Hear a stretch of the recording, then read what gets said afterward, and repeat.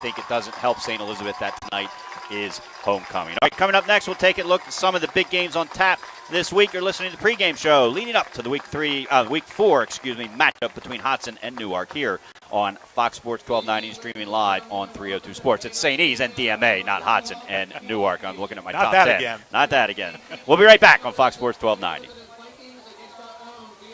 Proven tough in the most extreme conditions. They're tested to start in 140-degree heat or temperatures of 40 below. Yep, they're that good. So if they can do that, they can definitely perform for your nephew's soccer game, work through a scattered thunderstorm, or be dependable on Sunday afternoon trips to the grocery store. Because no matter what the weather's like, it's nice to know that you've got a proven tough Duralast battery in the book. Duralast, proven tough, and sold only at Auto Store. Let's get you what you need.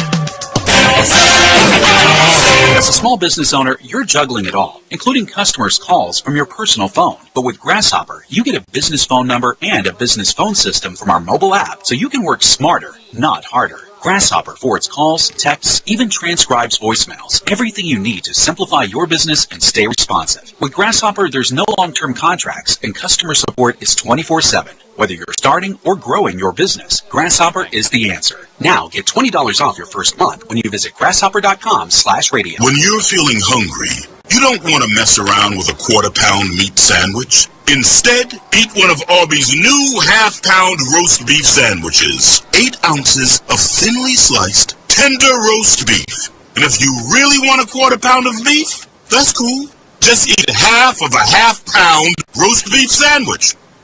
Introducing Arby's new half-pound roast beef sandwiches. Arby's, we have the meat. This is the Delaware High School Football Game of the Week pregame show on Fox Sports 1290. Delaware sports played here. Welcome back to Baynard Stadium. John Busby along with Marty Sheehan. We got 6 captains out for the coin toss, and they're joined by one of their little buddies from the DFRC Blue Gold All-Star Game. He's a tradition. We've seen him at several of these games. He comes out, and if we get his name, we'll certainly pass that along. And so they're getting ready to it's homecoming here. They had a nice introduction of the team coming in through the banners. We've got, what I understand, about 50 students from, I assume, DMA up here in the press box who are going to sing the national anthem in just a minute. It looks like St. Elizabeth has won the toss, and we'll see whether they decide to receive or defer until the second half. But while they finish up that real quick, I want to talk real quick, Marty, about the Cape and the Smyrna game. I think it's Smyrna is Henlope entitled to win, and everybody else is playing for second place. And that doesn't mean you're automatically in the playoffs either. No, it doesn't. I think Smyrna is going to be the cream of the crop down there, absolutely. But they've got some strong teams. I mean, you've got Sussex Central down there that just looks like a really strong team. They've got a great running game. They're a very big team. Cape Henlopen is a team we just don't know a ton about yet. We're going to find out about them tonight when they play Smyrna. Caesar Rodney is a team I believe we're going to find out more about as the season wears on.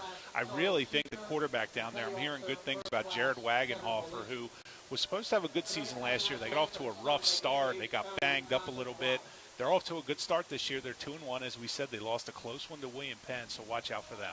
Alrighty, it's the time for the national anthem here. We'll be right back with the Fox Sports 1290 Game of the Week before DMA and St. Elizabeth.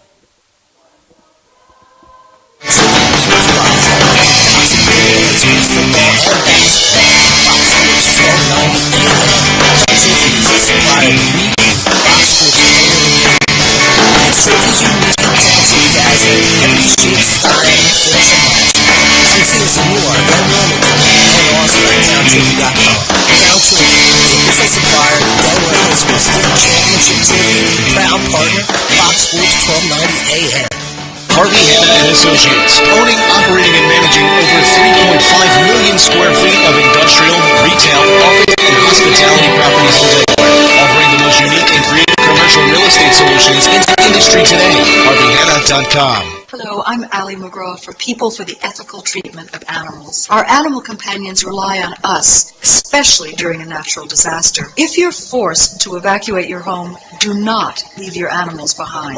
Visit helpinganimals.com. The area's largest family-owned and operated pet supply store is proud to support Blue Hens football. Concord Pet Foods and Supplies, with 28 locations, was started here in Delaware by Larry Muchler 36 years ago. Experience the difference at Concord Pet. Their outstanding staff will help you with everything your pet needs. Plus, the frequent buyer program allows you to earn free food, litter, and more. And now Concord Pet has a new location at 2800 Concord Pike, next to Burger King. Online at ConcordPetFoods.com. Go Hens! Delaware Football Game of the Week on Fox Sports 1290. Delaware Sports Play here. Baynard Stadium. John Busby along with Marty Sheehan. We are getting set for kickoff between the 3-0 Delaware Military Academy Seahawks and the 1-2 St. Elizabeth Vikings. St. Elizabeth won the toss and elected to receive.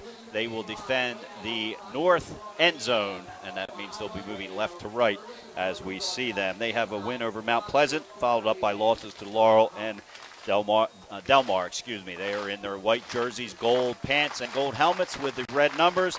Delaware Military Academy, they're 3-0 with easy wins over Charter School of Wilmington and Red Lions. Sandwiched in between was a 24-23 nail-biting win over Milford. They've got their navy blue uniforms on, the white numbers and the white helmets.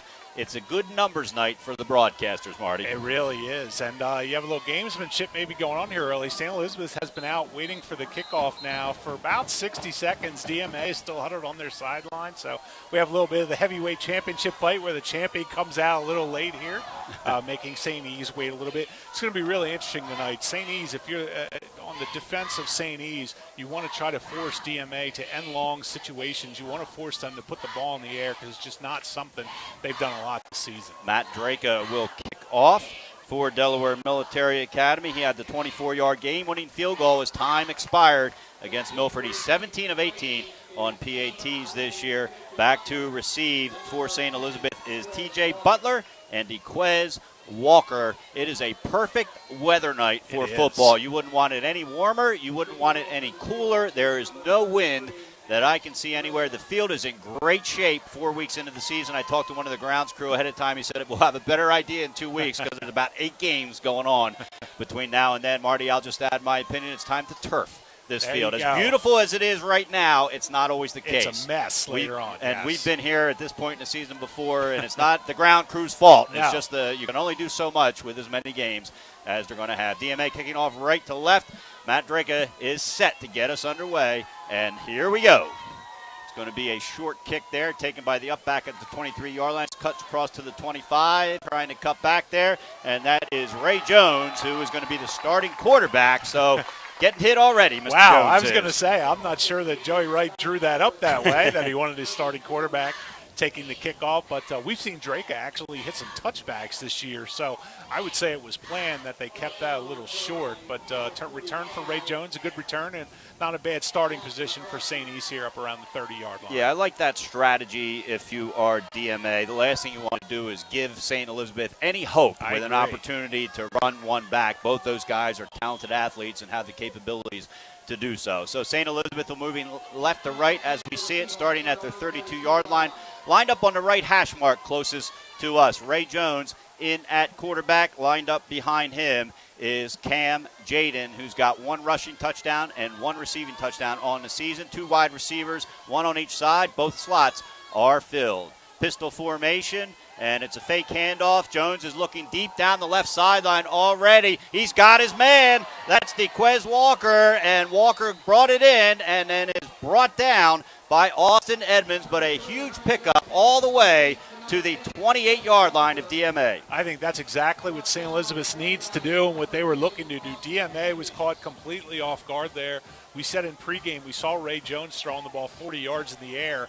He threw that one about 30-some yards in the air. DeQuez Walker, a great job of adjusting to come back for the football. Yeah, I think Joey Wright's taking the attitude. We got nothing to lose. Let's go out and try to win. Same formation, just on the left hash mark this time. Jones drops back, and he's looking deep again. And this time it's caught again. That's going to be TJ Butler down at the 1. So 2 throws, 2 completions for Ray Jones. Holy smokes, that was pinpoint accuracy from Ray Jones to his receiver, Timothy Butler. He split 2 defenders. Butler, a great job of looking that into his stomach, coming down with the catch. It looked for a minute like DMA might have a play on the ball, but right off the bat, boy, and the St. Elizabeth's offensive line has done a great job of protection on these first 2 plays. So now you know why they didn't kick to those 2 guys. Butler and Walker with 2 big receptions, and it's going to be 1st and goal on the 1-yard line. St. Elizabeth knocking on the door.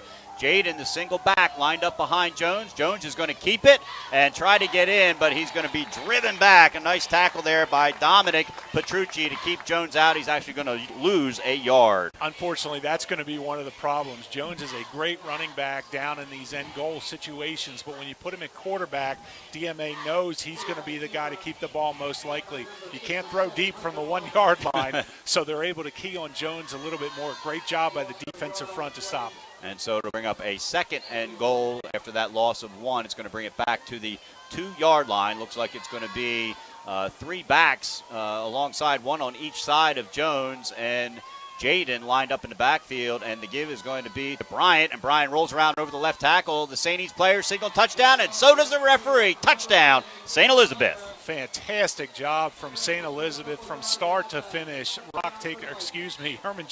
Ray Jones takes the kickoff, brings it back to the 30. 2 big pass plays later get them down to the 1-yard line. It takes 2 runs, but they'll take it. A great job. I'm so impressed with the St. Elizabeth's offensive line early on. They're really taking it to the DMA defensive line. That time, a huge hole open on the left side. 4 plays, 68 yards.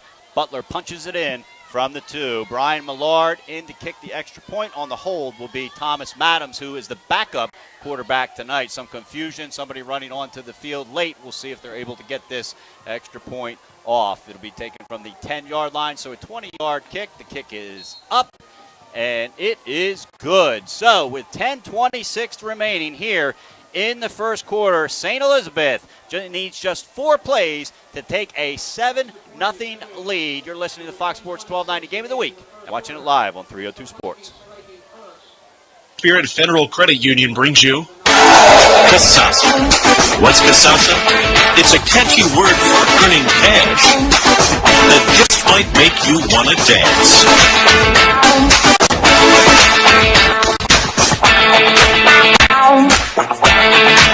Get paid for doing simple things you do anyway. That's free Kasasa checking. Ask for Kasasa by name at American Spirit Federal Credit Union.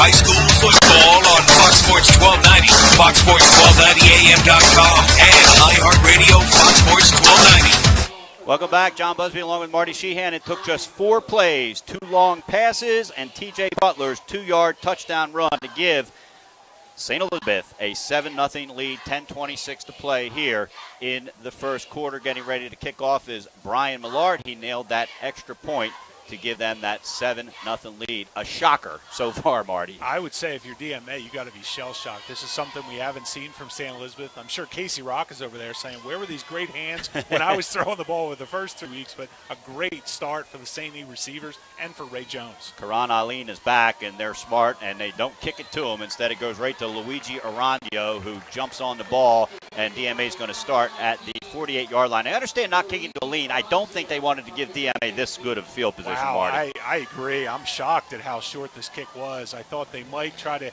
do one of the pooch that goes in between the up men and the back men. But, you know, this is the effect of Karan Alleyne and what he's done this season. Yeah, they take over at the 48-yard line. I'm guessing Joey Wright maybe didn't want it to play out exactly like that, but here we are. Matty Fitzgerald in the shotgun position, or the pistol formation, you would probably call it. One back to the right, that's Alleyne. In motion goes Hansen, and the give is to Alleyne, trying to get his way over the left tackle. He's going to pick up 2 yards, get to the 50-yard line before he is brought down by a host of St. Elizabeth tacklers led by Luke Schiavone. That's a great job by Luke Schiavone, taking out Karan Alleyne as soon as he hits the line of scrimmage. You saw right there, the feet are always moving. He's always shifting around, looking for an opening. It's going to be interesting to see how this St. E defense reacts to him. You'll see a lot of, or normally we've seen a lot of jet sweeps from DMA.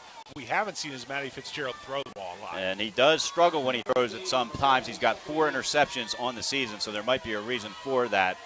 as Hansen goes in motion again, and this time it gives to Alleyne a flag on the play. Alleyne picks up the first down. If it stands across the 40, dragged down to the 35-yard line. Tackle made once again by Luke Schiavone, but I have a feeling this one's going to come back. I agree. Alleyne, a great job there. Unfortunately, if this is on DMA, it wastes a great run. He burst through the line of scrimmage, vaulted a defender.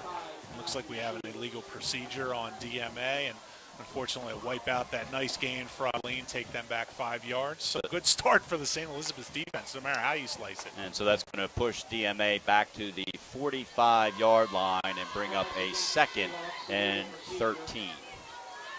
DMA looking to pick up their 4th win of the season. I think you said this would be their 6th win in a row over St. Elizabeth. St. Elizabeth, they play every year, and St. Elizabeth's last victory in this series was way back in 2011. And Fitzgerald a little late running onto the field, though. Doesn't look like they'll have too much trouble getting this play off. They're moving right to left as we see it. They're on the left hash mark, left side of the field in the pistol formation. Karan Alleyne is the lone back on the left. And the give is to, it's a fake to Alleyne. Fitzgerald keeps it, as you mentioned, Marty, runs more than he throws, and he is hammered out of bounds by the quarterback of the other team, Ray Jones, after a pickup of about 3, getting them back. They're going to say it's 4, back to almost the line of scrimmage for the 2nd snap. They're at the 49-yard line. Yeah, DMA is not built as a come-from-behind team. Again, they don't throw the ball very well. Matty Fitzgerald does like to run the ball when he doesn't hand off. I have seen some of those are options where he can give to Alleyne. He sort of reads the defensive end and then takes off. That was a nice pickup. Brings up a 3rd and somewhat manageable for DMA. 3rd and 9. This would be a big stop for St. Elizabeth. This time the give is to Brooks, and he runs around the right side and is going to get taken down. I'm sorry, it was Hansen, Josiah Hansen, and he's going to be right at the first down marker. We'll see if he picks up that first down. Boy, that is a great job by Hansen. He avoided the tackle. Cameron Jaden actually had him about a yard behind the line of scrimmage, but tried to shoestring tackle. Hansen jumped out of that, and looks like it's going to bring up, they're calling it short to be about a third. Oh, actually, well, now they're moving the chains. They're moving the chains, but the marker hasn't changed. Now it has. It is a first down, so a nice pickup there by Hansen on the end around. That's a big one, John. On 3rd and 9, that's a huge get for DMA. And so it's going to be the ball is on the 42-yard line. Fitzgerald with Alleyne to his right, one wide receiver out on each side. The give is to Alleyne. He cuts back and gets taken down, maybe picked up a yard. Nice tackle there by Nick Kinbiter for the Vikings. When you have a runner like Karan Alleyne, you take the good with the bad. That time I think he had an opening to the left side of the formation, but he's so quick, he thought he saw something inside. He stutter-stepped, tried to do it. It closed down very quickly. So good job again by St. Elizabeth of closing off the middle for the most part. Alleyne did have the run on the penalty that came back, but so far they're forcing DMA to the outside. It's going to be 2nd and 9. The ball marked on the 41-yard line on the right hash mark, moving right to left. As we see it, it looks like Fitzgerald is in the pistol formation. Alleyne goes in the end around, fake to him, and Fitzgerald drives it up the middle, and it's going to get to about the 38-yard line, going to bring up a 3rd down. And St. Elizabeth will take this all night long. You know, they failed on 3rd and 9 a few plays ago, but they'd love to keep DMA in these 3rd and long situations. It's not something throughout the season DMA's been very good at. They had a lot of these situations against Milford. They didn't convert a single one. They did not have a 3rd down conversion against Milford. Again, they were helped out with the special teams and defense. So 3rd and 7, ball on the 39-yard line. Single back in the backfield, one wide receiver lined up on both sides, and the give is up the middle, and he's going to get to about the 36-yard line. That's Joe Gaddy, the sophomore, comes into the game with 1 rushing touchdown. Not enough. Going to bring up a 4th down. I would assume DMA is going to go for it, Marty. I would think they're going to go for it as well. They haven't done a lot of punting this year. They certainly don't kick the ball for field goals very much. Their 1 field goal was a very short one.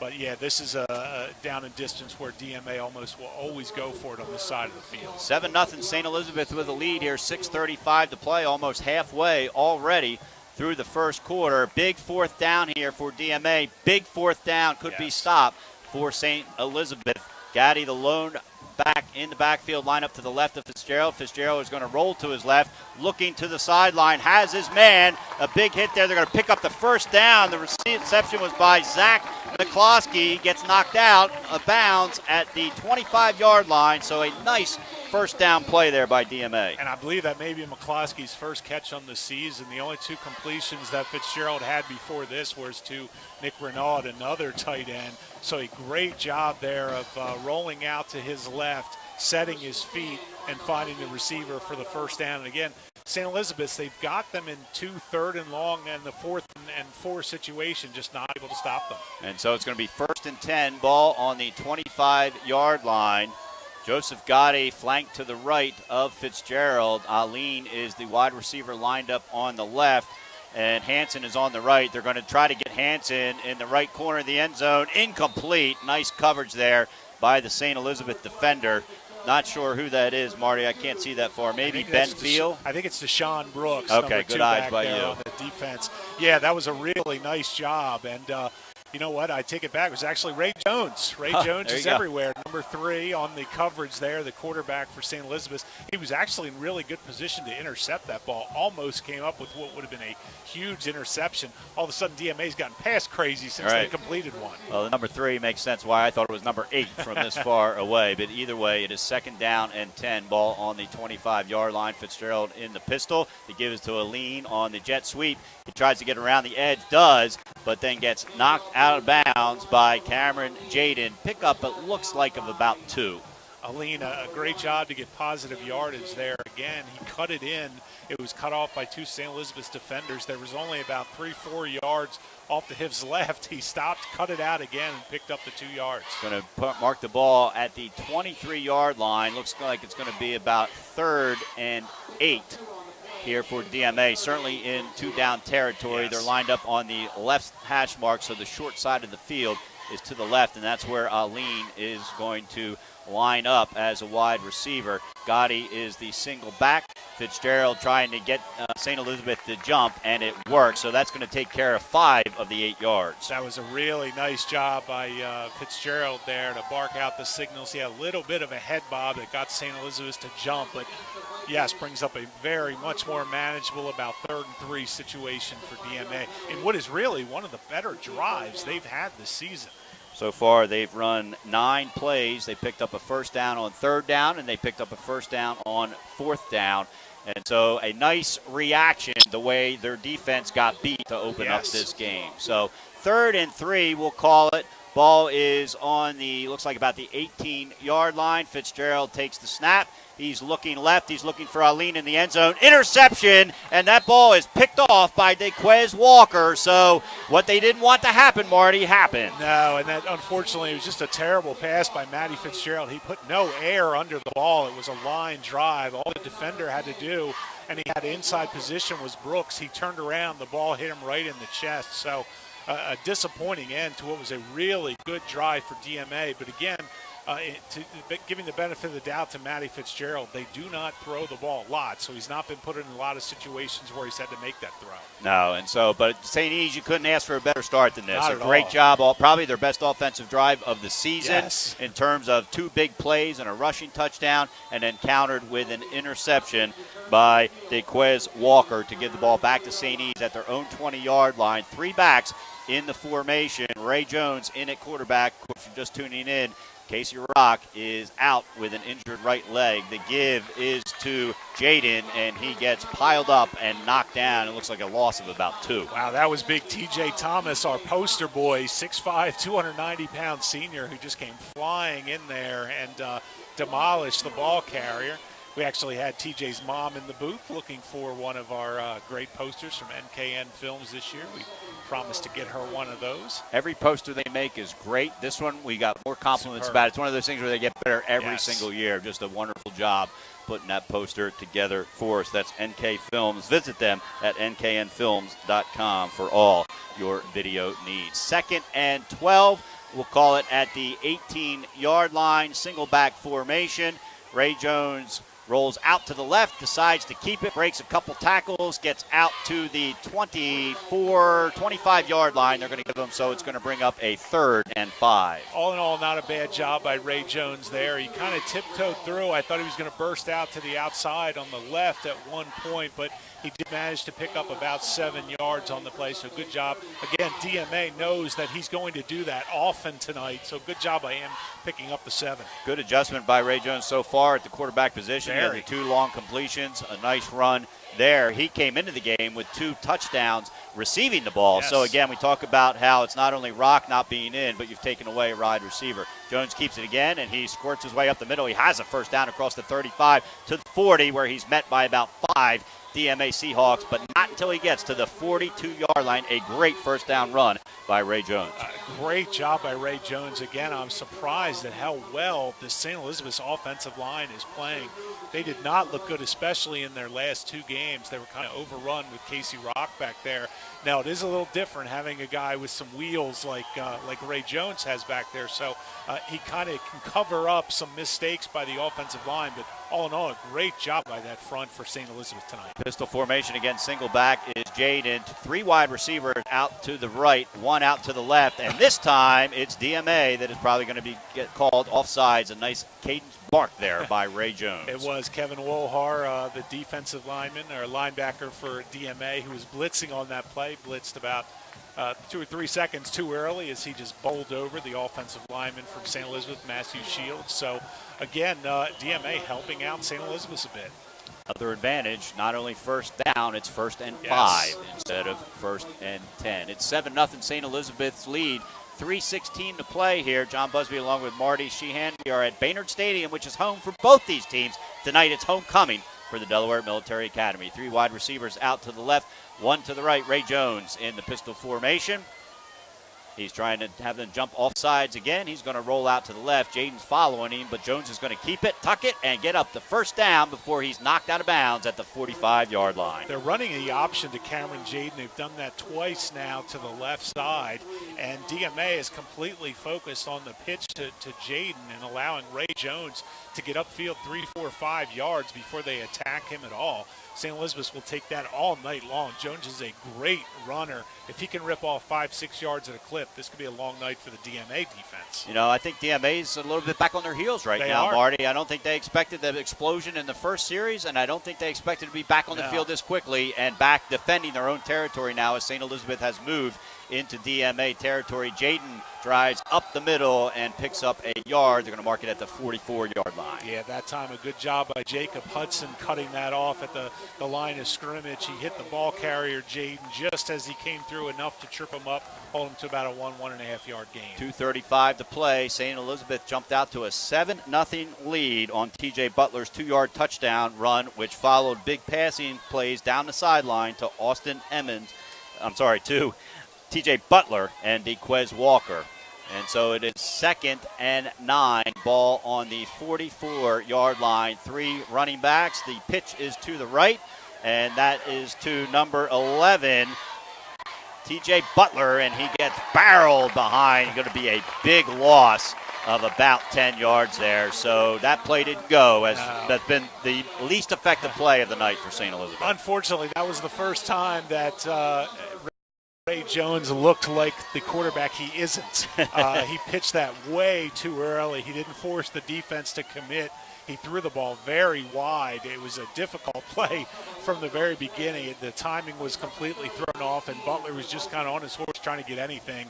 Ends up a big loss for the DMA defense. Going to bring up a 3rd and 19 back on their own 45-yard line for St. Elizabeth. We'll see if maybe they try to hit one of those receivers deep that worked on those first I'm surprised they haven't since. Ray Jones is the only one in the backfield. Both slots are filled. 2 wide receivers out to the right.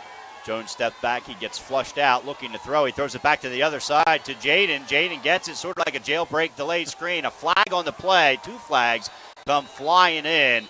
Short of the first down, but he gets to about the DMA 43-yard line, which would make it a decision to make whether you punt or not. I have a feeling this one's coming back. I do too, yeah. Jones, not the best decision there. If you're Joey Wright, you're holding your breath as he turned and almost threw the ball laterally to Cameron Jaden there, a dangerous throw back to the middle of the field.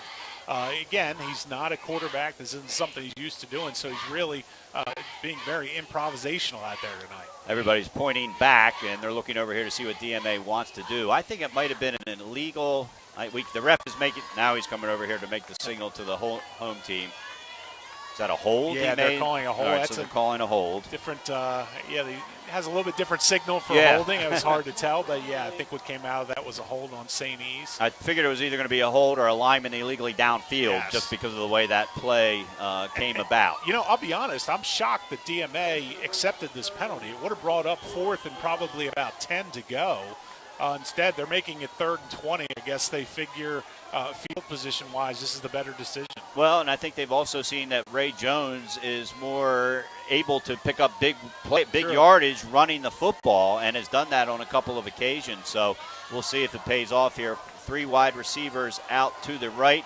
Ray Jones is in the backfield by himself, and he's just going to keep it the safe play, and he's not going to go anywhere. In fact, he may lose a couple yards. Might have fumbled the ball.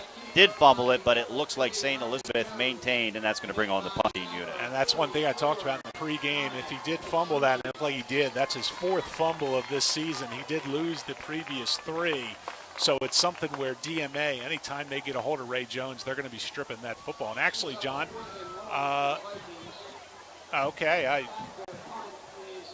they are going to punt. St. E's is going to punt. They are going to punt. Karan Alleyne is back on his own 34-yard line. Into punt for St. Elizabeth is Brian Millard, who has also been handling the kicking duties for the Vikings. He is standing at his own 30-yard line. The kick is up, and it's away. And Alleyne is going to field it, take one step to the right, avoids one tackle, comes back across the left, running along the 30-yard line to the 35, 40, 45, 50, 40. One man to beat and a blocker in front of him. He's going. And Alleyne is going all the way. A 70-yard touchdown run for Karan Alleyne. Well, John, we talked about the opening kickoff being smart, that they kept it away from him. They did not keep this away from him. The kick was a spiral right to Alleyne. He did a great job of avoiding the first man who made contact with him a split second after he caught the ball. And, boy, once he gets to the edge, and by the way, we've got to give credit to the blockers. They set up a wall along this left sideline, the near sideline, to escort him down the field. He got a great block at the very end. St. E had 2 people who had taken an angle to knock him out of bounds. They knocked them out of the way. Alleyne goes into the end zone. Touchdown DMA. The great block was by Austin Edmonds that sealed the deal for Karan Alleyne on to kick the extra point as Matt Drake is 17 of 18 on the year. The quarter has ended, so after this extra point will be the end of the first quarter. But what a way to finish it for DMA on the 70-yard punt return for a touchdown by Karan Alleyne, only a junior. Yes, and his his first punt return touchdown. He has 2 kickoff return touchdowns, a punt return touchdown, and an interception return for a touchdown. Not a bad resume for the season. No, it's and we not. are only in week 4. Nicholas Renaud is going to do the snapping. Andrew Hudson, the hold for Matt Drake, looking for his 18th PAT of the year. It is up, and it is through with no problem at all. So that brings us to the end of the first quarter. We're tied. St. Elizabeth 7, DMA 7 here on Fox Sports 1290 and 302 Sports.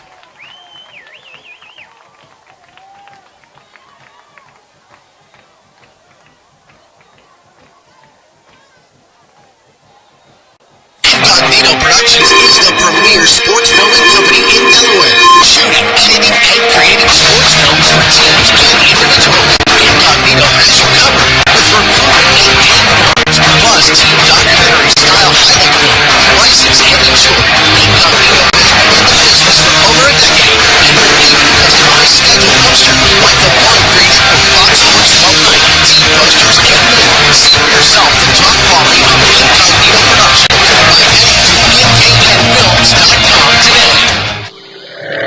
Welcome back to the Delaware High School football game of the week on Fox Sports 1290. John Busby along with Marty Sheehan. We got a good one so far, 7-7. St. Elizabeth scores on its first possession, and then a 70-yard punt return by Karan Alleyne ties it up as time expires in the first quarter. It is 7-7 in this homecoming game for Delaware Military Academy. Matt Drake is set to kick off to DeQuez Walker and TJ Butler, who are standing on their own 10-yard line. Instead, the kick is going to be taken by Ray Jones, again at the 30, 35, looking for some daylight, and gets dragged down at the 37-yard line. Tackle made by Luigi Aranzo. You know, one time was a coincidence. I'm starting to think they're kicking to Ray Jones on purpose now. That one actually looked like it was directed right at him. And why not take a few shots extra on the quarterback if they're going to put him on the kick return team? The only problem is Ray Jones is a phenomenal athlete, so when you kick it to him, you are kind of taking the chance he's going to break one. And so it's going to be 1st and 10 for St. Elizabeth on their own 38-yard line. We just got underway here in the second quarter. We have a tie game, 7-7. In case you're just joining us, the normal starting quarterback, Casey Rock, is out with a leg injury for St. Elizabeth. In steps Ray Jones. So far, Marty, you'd have to say, with all due respect for Casey Rock, we haven't seen a big drop-off in terms of what St. Elizabeth is able to do. We've got, I don't know if that's an illegal substitution penalty, I believe, against DMA. Yes. So that's going to give St. Elizabeth a break right off the bat. It's going to be 1st and 5. Yeah, breaking the huddle with 12 men on the field. And the snap being imminent, the referee will throw that flag. So, yeah, not a great start for the DMA defense. And they have to stop helping out St. Elizabeth. Third penalty on the night for DMA. It's a pitch to the right. That's Bryant. He's trying to get around the edge to the 40, 45, trying to work his way up. I'm sorry, it's Butler up to the 47-yard line. Will bring up a second and very manageable one. That's a great run by Butler. I thought he was going to get caught in the backfield. These pitches are really awkward looking from Ray Jones. Again, he's not the normal quarterback, so it's not something he's asked to do very often. But he kind of throws them very wide, much wider than what I've seen Casey Rock throw. So good job there by Butler to cut it upfield and come up with a huge 9-yard gain. And so it's going to be 2nd and short. 3 backs in the backfield, flanked around Ray Jones. 1 wide receiver out on each side. Jones is going to keep it and tries to get over the left tackle. Instead, he's going to be pushed back and actually lose a yard. Going to bring up a 3rd and 2. That time DMA was completely prepared for that. Jones took the snap, ran straight ahead, but the DMA line had already overtaken St. E's offensive line, pushed them back about 2 yards, and a loss of about 1.5 on the play. Bring up still a 3rd and short, very manageable for St. Elizabeth. Interesting strategy by head coach Joey Wright. He actually sends the play in with Jaden, the running back, and he delivers it to Ray Jones, who then gives it to the rest of the team. 2 wide receivers out, 3 wide receivers out to the left. St. E's moving right to left. They're on the right hash mark, and Jones is going to roll out. Jaden's going to follow him. Jones is going to keep it across the 50, 45, and a nice tackle there by Andrew Hudson. Otherwise, Jones might have broken it, but instead he gets all the way to the DMA 38 and picks up a 1st down. That's the 3rd time we've seen Jones run the option to the left with Cameron Jaden as the pitch man, and it's the 3rd time DMA has had no idea how to handle it. Jones has come up with 3 large gains all 3 times. That's something we're going to have to look for. That may be something they're going to keep going to over and over until DMA figures it out. You don't want to say it's an advantage to lose your starting quarterback, but so far tonight I think that has confused this DMA defense. 1st and 10, ball on the 38-yard line. A low snap. Jones has it, and he's hammered down. Going to be a loss of about 4 there. So that's really the first mistake we've seen by this St. E's offense. It is, and believe it or not, I actually thought they might throw a penalty on Renaud. Of course, with the quarterback's knee on the ground, he took a wicked shot. And, of course, with your knee on the ground, you're down in high school football. But, yeah, that's the first mis-snap, misconnection we've seen between the center and Ray Jones. It's all run pretty smoothly for a guy who probably has only started to get snaps with the first team at quarterback this week. And, you know, in his defense, the defender's defense, I didn't hear a whistle until after the hit. So that's probably why the flag wasn't thrown. So a nice job by the referee realizing that the whistle hadn't gone off. So it's going to bring up a 2nd, looks like about 15. Ball is marked on the 43-yard line, single back formation. Jones is going to roll out, look to pass. He's flushed out of the pocket. He throws one up, looking, and it's knocked down and intercepted on the deflection. Andrew Hudson comes up with the interception at the 15-yard line. Great job by Andrew Hudson. That's his 2nd interception. He actually had an interception return for a touchdown against Charter, I believe. But Ray Jones, the timing was thrown off. He wanted to release that ball a lot sooner than he did, and by the time he did, the 3 DMA defenders had kind of encircled the 2 wide receivers for DMA. It ended up being more of a jump ball situation than anything else, and I'm sure they'll talk to Ray Jones about that at some point. Although when you're in a situation where your quarterback also plays defense a lot, there's not a lot of time for communication. No, and he is still on the field. 8:56 to play here in the second quarter. John Busby along with Marty Sheehan. We've got a good one. St. Elizabeth 7, DMA 7. Both teams have an interception. 2 penalties for St. E's, 3 for DMA. Fitzgerald is in, and the handoff is to Alleyne around the left side. He may go to the 40, midfield 50, 40, 30, and he is running away from the pack. A touchdown for Karan Alleyne. He's done it again. Special teams and now on offense. He has done it again. An amazing job by Alleyne. The hole was open on the left side. It wasn't open for very long, but he didn't need long. He hit it, and my goodness, as soon as he hits that hole, the acceleration, John, he's got to be one of the most electric athletes we've seen. Unfortunately, Hunter Ballback, the senior offensive lineman for DMA, was hurt on the play. They rushed out as soon as they could to check on him. But great job. If you're St. Elizabeth, it's so deflating. You had sort of had this game in control for a while. You get the big turnover now after allowing the punt return, and all of a sudden the guy you don't want to allow beat you, Karan Alleyne, now has a punt return for over 70 yards, I believe, and then a 70-yard run from scrimmage for another touchdown.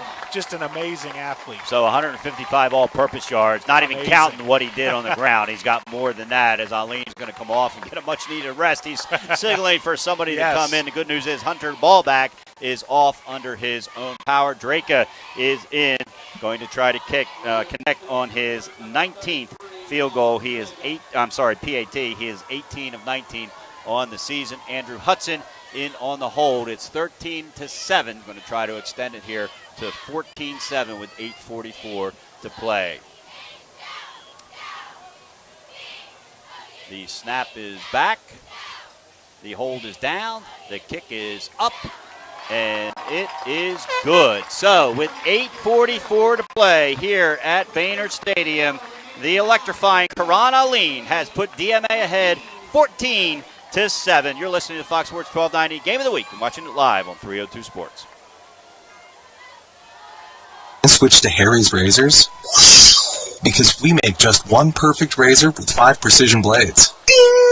We own the factory, cut out the middleman, and sell our blades for half of other overpriced 5-blade alternatives. Now we're dropping the half-price sound effects guy. Wait, why? Harry's. One perfect razor. None of the extra noise. Visit harrys.com today and use code 1717 to get a special trial offer. That's harrys.com, code 1717. High school football on Fox Sports 1290, foxsports1290am.com, and iHeartRadio Fox Sports 1290.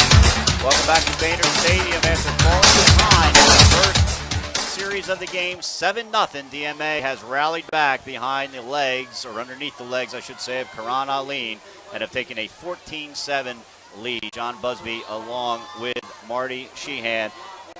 Matt Draka getting ready to kick off. Back for St. Elizabeth is Brandon McLaughlin, and it looks like Luke Moyer standing on the 8-yard line there. DMA is kicking off left to right. It's homecoming, and so what was a little disappointment to start off has turned the momentum right back to DMA. Crowd very much into it all of a sudden with a 14-7 DMA lead. And Draka booms this kick, and it's going to be taken by Brendan McLaughlin at the 13-yard line, and he's going to scoot his way around. Actually, it ended up, it looks like, I can't see the number from here. Brendan ran right behind, and a guy went and picked it up. Either way, it gets back to the 31-yard line where St. Elizabeth will start on first down. For St. Elizabeth, I think this is an important drive. You've lost the momentum.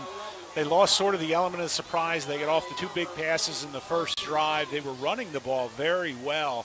I'd be shocked if they don't get back to that. Maybe take a shot at some point later on. But for now, they've had so much success running that option play with Jaden as the pitch man. I'd be surprised if we don't see them go back to that. I believe the ball carrier was T.J. Butler. I actually think they put Butler and Daquez Walker up in that second line because that's where Draka had kicked it the last time. So a nice strategy move there by the St. Elizabeth Vikings. Jones hands it off to Jaden, and Jaden is going to be met immediately in about a 5-yard loss. A nice tackle there by Nick Renaud. Wow, Nick Renaud all over that play. That just got blown up before it ever got started. Jones handed the ball off. Renaud was there, and that play was over. And you know you would love, if you're Mike Ryan on this defense, you want to go make St. E's go 3 and out, get the ball back and try to score and take over this game, a game that, nobody does sports numbers, but DMA would be highly favored in coming into. Absolutely. You have to say that. 3 trips out to the left. It is second and about 14. Ball is on the 26-yard line, a low snap. Jones this time flips it out, but the ball is on the ground, and a great job by Jaden just falling on it, not trying to do anything fancy, just get the ball and keep it, but he's back at the 22-yard line. No, and there we go again. I'd said before, these pitches look so awkward. He's just not used to doing this, and it looks very easy when you see guys running the wishbone or the read option on TV.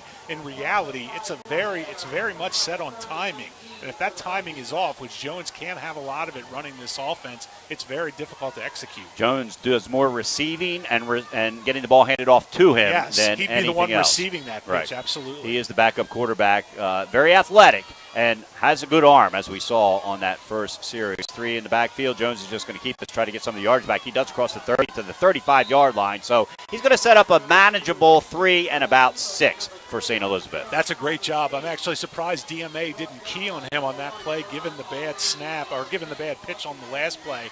Jones ripped it off there. A nice job to bring up a 4th and about 6 or 7, but St. E smartly is going to punt the ball here. And if I were them, I would not punt to Karan Alleyne, who was lined up back on the 35. Brian Millard into punt. He's going to be lined up at about his 23-yard line.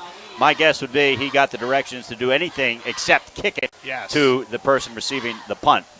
And he did try to angle it to the left, and he did, and we'll see where they end up marking it. A smart play there by Millard to not even give him a chance, and it's going to be marked on a 35-yard line. Wow, that's a great job by Millard. At that point, you're right. Anything over that side of the 50, you would have been happy with if you're Joe Wright, as long as it doesn't get in Alleyne's hands. Millard directionally punted that.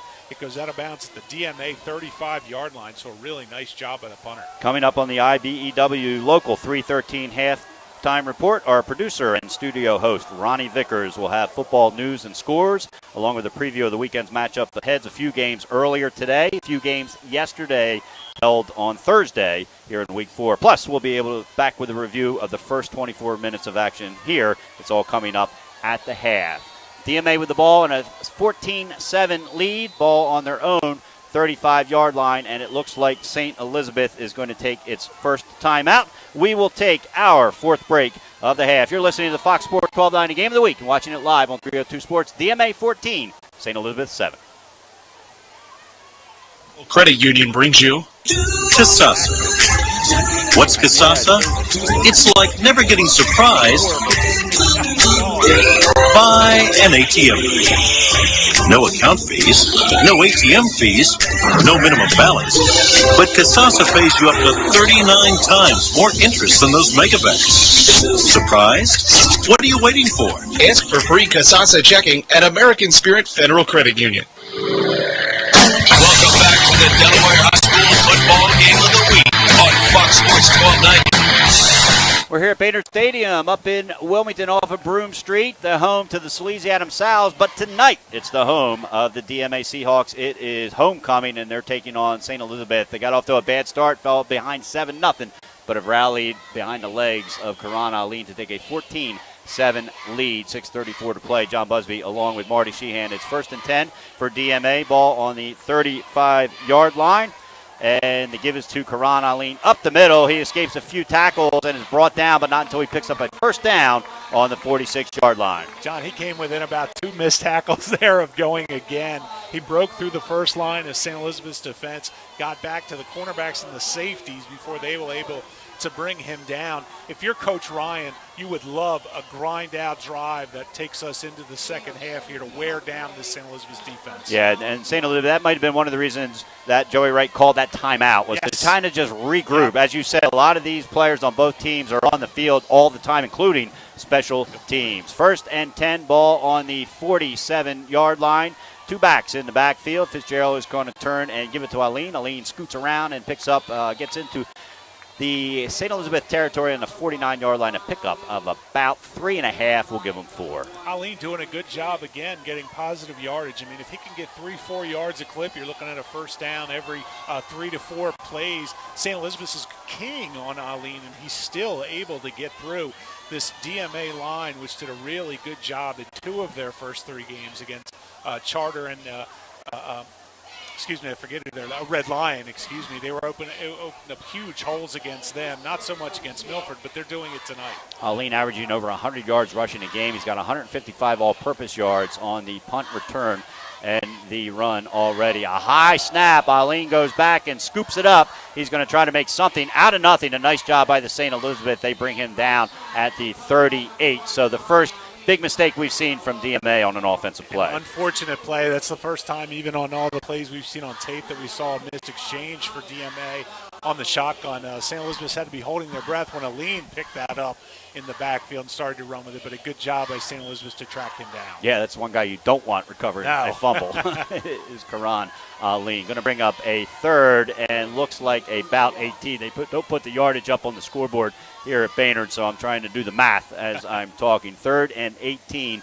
Moving left to right as we see it, DMA with a 14-7 lead. 4:35 to play here in the second quarter. 2 backs in the backfield. Fitzgerald in the shotgun position. He takes the snap. It's a fake, a play-action pass, and a little bit of a jailbreak screen that didn't work, and a nice job there by Luke Schiavone to break up that pass. Never got back to the line of scrimmage. No, and Matty Fitzgerald, again, it's just a straight line drive throw there. He needs to put a little bit of arc on that. As you said, it was sort of like a jailbreak screen. The entire St. Elizabeth defensive line was allowed through to set it up on the far side of the field, but Matt Fitzgerald with a line drive throw right into the arms of the St. Elizabeth defender. So coming in to punt will be Joseph Deal for DMA. He is lined up on his own 25-yard line, and Deshaun Brooks, the 5'7", 137-pound junior, is in to return this punt for St. Elizabeth. He's now standing at the 32-yard line. A high snap, a nice job bringing it down. The punt is away. Brooks is going to field it at his own 30 to the 35, 36, almost back to the 40-yard line. They're going to put him down at the 38-yard line. St. Elizabeth will take over with 4:14 to play here in the second quarter. They trail DMA 14-7. Another important drive, I would say, for the St. Elizabeth's offense. They haven't been able to get anything going in the past 3-4 drives. Here's just, you want to put something together. Again, there's a little bit over 4 minutes left before halftime. You want to try to ground this out a little bit. You did have the interception the last time Ray Jones tried to go deep. I don't know that DMA is going to bite on that long pass anymore like they did in the beginning. I think they sort of underestimated Ray Jones' arm. So they're going to be focused on the run game. St. Elizabeth's offensive line really needs to step up. And we got an illegal block against St. Elizabeth, so that is going to push them back even farther. They're going to end up marking the ball on the 21-yard line, so a 17-yard difference there. Wow, that's a huge penalty. St. E, you did not want to start this deep in your own territory because now you really can't make any mistakes. Well, DMA has all 3 of their timeouts left, so they have an opportunity to stop the clock and get the ball back, especially if they can stop them and make them go 3 and out. They would have excellent field position. So Ray Jones in the pistol formation, 3 wide receivers out to the left. Jaden looked like he moved early, no flag. Jones fires it over, and it's almost picked off by Andrew Hudson. They were trying to get the ball to T.J. Butler on the slant route over the middle, but fell incomplete. Boy, that's where you can fall in love with the strong arm. Jones rocketed that ball to Butler, but it got there before Butler did, and unfortunately the little too hot to handle for the DMA defensive back as well. And so that will bring up a 2nd and 10. The clock stopped at the 4:10 mark with the incomplete. St. Elizabeth moving right to left as we sit. A perfect football night here. There is no wind. Temperatures are in the high 60s. Low humidity. Just a beautiful night here at Baynard Stadium. 3 wide receivers out to the left. A low snap. Jones handles it and looks to toss it. Instead keeps it. He's got to put that ball away. It does, but he's knocked down at the 20-yard line, carrying that ball, like they say, a loaf of bread. Boy, Marty. You said it. He took the words right out of my mouth. That loaf of bread say it came right to my mind as well. When he faked the pitch, you're right, immediately he's got to put that ball away, tuck it in. He didn't.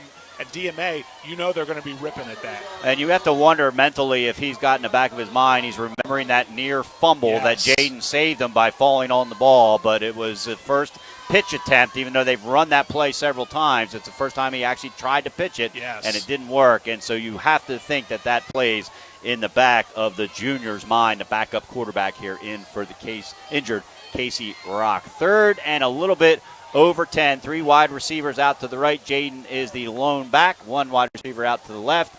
And Jones looks back, is under a heavy rush. He gets it out to Jaden on the little jailbreak screen across the 30. Spins right. The ball's on the ground. It's picked up by who else? Karan Alleyne. It's DMA's ball. My goodness. You talk about a guy who just seems to be everywhere. Alleyne's minding his own business in the middle of the field there. Jaden fumbles the ball right into Alleyne's hands as he was trailing Jaden. See if this is going to stand here. There was a flag in the middle of the play that was thrown.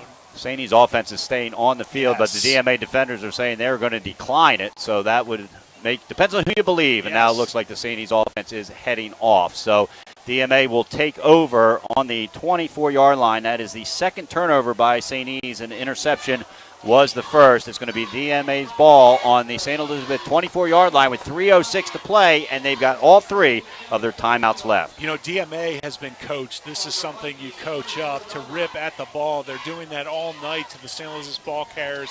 As I said, St. E's 9 turnovers coming into this game tonight, so they have been prone to the turnover bug. Fitzgerald is in the shotgun position. To his left is Dominic Petrucci. Haven't called that name yet tonight. 1 wide receiver out on each side.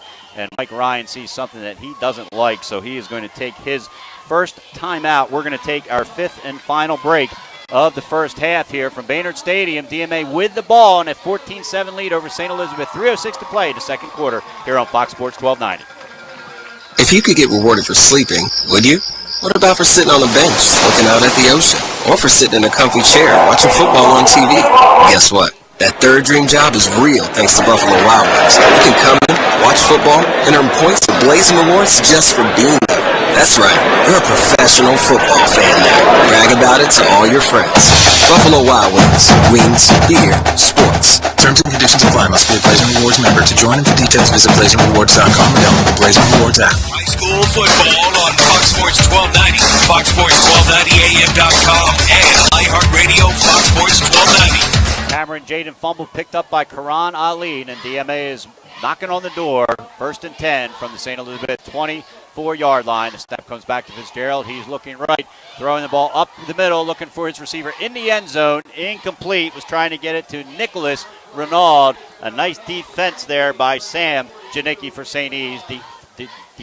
Denying, I should say, the quarterback from the long touchdown pass. And not a bad idea if you're Coach Ryan to take a shot with Matty Fitzgerald. It's not something they've done a lot this season, hoping to catch St. E's off guard, especially you see this a lot in college and pro football. The first play after a turnover, you try to take a shot. I was a little surprised at the timeout and the dead ball that Coach Ryan took, but he obviously saw something he didn't like. Dominic Petrucci, the lone back to the right of Fitzgerald. Coming in motion is Andrew Hudson. The give is to actually Fitzgerald is going to keep it. It was a fake to Josiah Hansen, and Fitzgerald's going to be brought down after a pickup of maybe 1. So nice defense here so far by St. Elizabeth. Ray Jones was all over that. He saw Matty Fitzgerald trying to cut that inside, immediately went down to the legs and brought him down. Just not much there for Fitzgerald anyway. Even if you got by Jones, there wasn't much open territory. Karan Alleyne checks back into the game on what will be a 3rd and 9 from the 23-yard line. 2:30 to play. DMA has 2 timeouts left, as does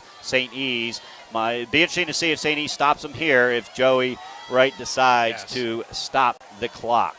Alleyne is the lone back off to the right of Fitzgerald. 2 wide receivers out to the left. That looks like Hudson and Hansen. Another high snap.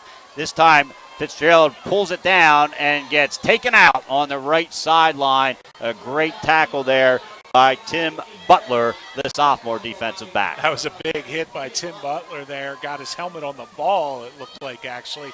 But again, something we haven't seen on tape. We've seen all 3 of DMA's games. We haven't seen the missed exchanges that we're seeing here tonight. You have to wonder if that's just a byproduct of being in a closer game than maybe they thought they were going to have. But in either case, it brings up a 4th and long, and DMA not in a position to go for a field goal or a punt, so they're going to go for this. So 4th and 8, ball on the 22-yard line. Alleyne the lone back, 1 wide receiver to the left, 1 to the right. That's Hansen on the left. Hudson to the right. Fitzgerald in the pistol formation. He's going to drop back and look to the right, and he's trying to hit Hudson and throws it out of bounds, incomplete. So a turnover on downs. St. E's will take over. Great job by St. E's, although Fitzgerald did have Hudson wide open on the sideline, just threw that very wildly. Again, Fitzgerald, not a kid who's asked to throw the ball a lot. When they do, they haven't had a lot of success with it. So you see the end product there as he missed his receiver by a lot, threw it wide on the sideline. So St. Elizabeth, it'll be kind of interesting to see how they approach the last few minutes of this half, if Joe Wright takes a shot or he just tries to regain some offensive confidence running the football. Ray Jones in at quarterback for the injured Casey Rock, hurt in the last game, we assume, because he came out of that game down at Delmar. 3 wide receivers out to the right, 2 to the left, 1st and 10. 1:23 to play. St. Elizabeth has 2 timeouts left. According to my stats, Jones is going to keep it and run up the middle. Gets by 1 tackle, spins out of another one before he's finally spun down and brought down by Kelvin Walhar after a pickup of about 4. Whether or not he calls timeout is going to tell me a lot about what his plans are here. I was going to say, I just think that play call actually basically says I'm going to be content to go to halftime. Even the way that play was blocked up front by St. Elizabeth didn't suggest they were hoping to hit a home run there. It's sort of, if it happened, they were going to take it, but this just seems to be a case of more they'd love to get a first down, burn the rest of this clock, regroup. And so under a minute to play, 50 seconds, 3 wide receivers out to the left. Ray Jones in the backfield by himself, and it's a quick toss out to Jaden, and he's brought down. Picks up a first down at the 34-yard line. Clock is going to stop. Jones is going over to get the play. St. E's not taking a timeout, which kind of surprises me at this point. Now they are going to take their second timeout. We are going to leave it, keep it right here, I should say. 39 seconds to play. I think if Joey Wright had not picked up that first down, maybe he lets the clock go. But here, the 1 and 2 St. E's Vikings, they need to get a win tonight. They're on the 34-yard line, albeit their own 34. But Ray Jones has shown some signs of being able to run the ball very well, and he's got those 2 long passes to Butler and Walker in that first series. So they've shown that they can move this amount of distance in less than 50 seconds. They really can, I agree. And let's face it, looking from the outside in, this is not a playoff team this year, the St. Elizabeth team, more likely than not. They're going to have a ton of breaks go their way. So if you're Coach Wright, I love the fact that maybe you take a few shots or try to take out a team, DMA, that does seem to be on a playoff course. And let's face it, St. E is loaded with young talent at the skill positions. You're right. It wouldn't take much to go the length of the field here. All they need is screen pass or a block here or there, and they take it to the house. So I love the fact that he's going to take this time out here and try to make something happen. And it's all part of the maturing process for a young team, as you said. Butler and Walker are lined up right and left on each side. Both slots are filled. Jones is in the backfield by himself in the shotgun formation. He's flushed out, and he tries to dump it into Jaden's arms again. No good. Going to stop the clock, bring up a 3rd down. Yeah, DMA has now seen that play multiple times, that little dump off to Cameron Jaden. That time, Dominic Petrucci, the senior linebacker, 5'9", was all over that play. So the play wasn't going to go anywhere even if Jaden came up with the catch. A little bit dangerous there. Every time Jones starts to drop back and throw the ball into the middle of the field, I get a little tingling, John. Alleyne, you always get the feeling he's working in here somewhere. Working somewhere. He's going to bring up a 2nd down. My correction there at the 34-yard line. 36 seconds to play. 14-7 lead for DMA.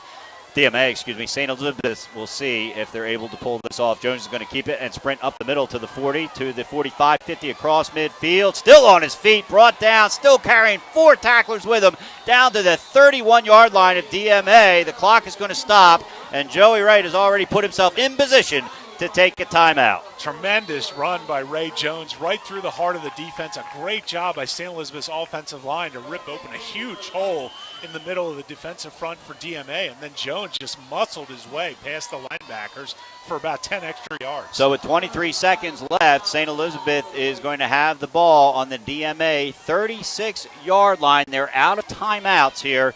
And so that throws a little bit, kind of an anchor in the armor here, for lack of a better term, that, you got to start thinking, do we have to pass?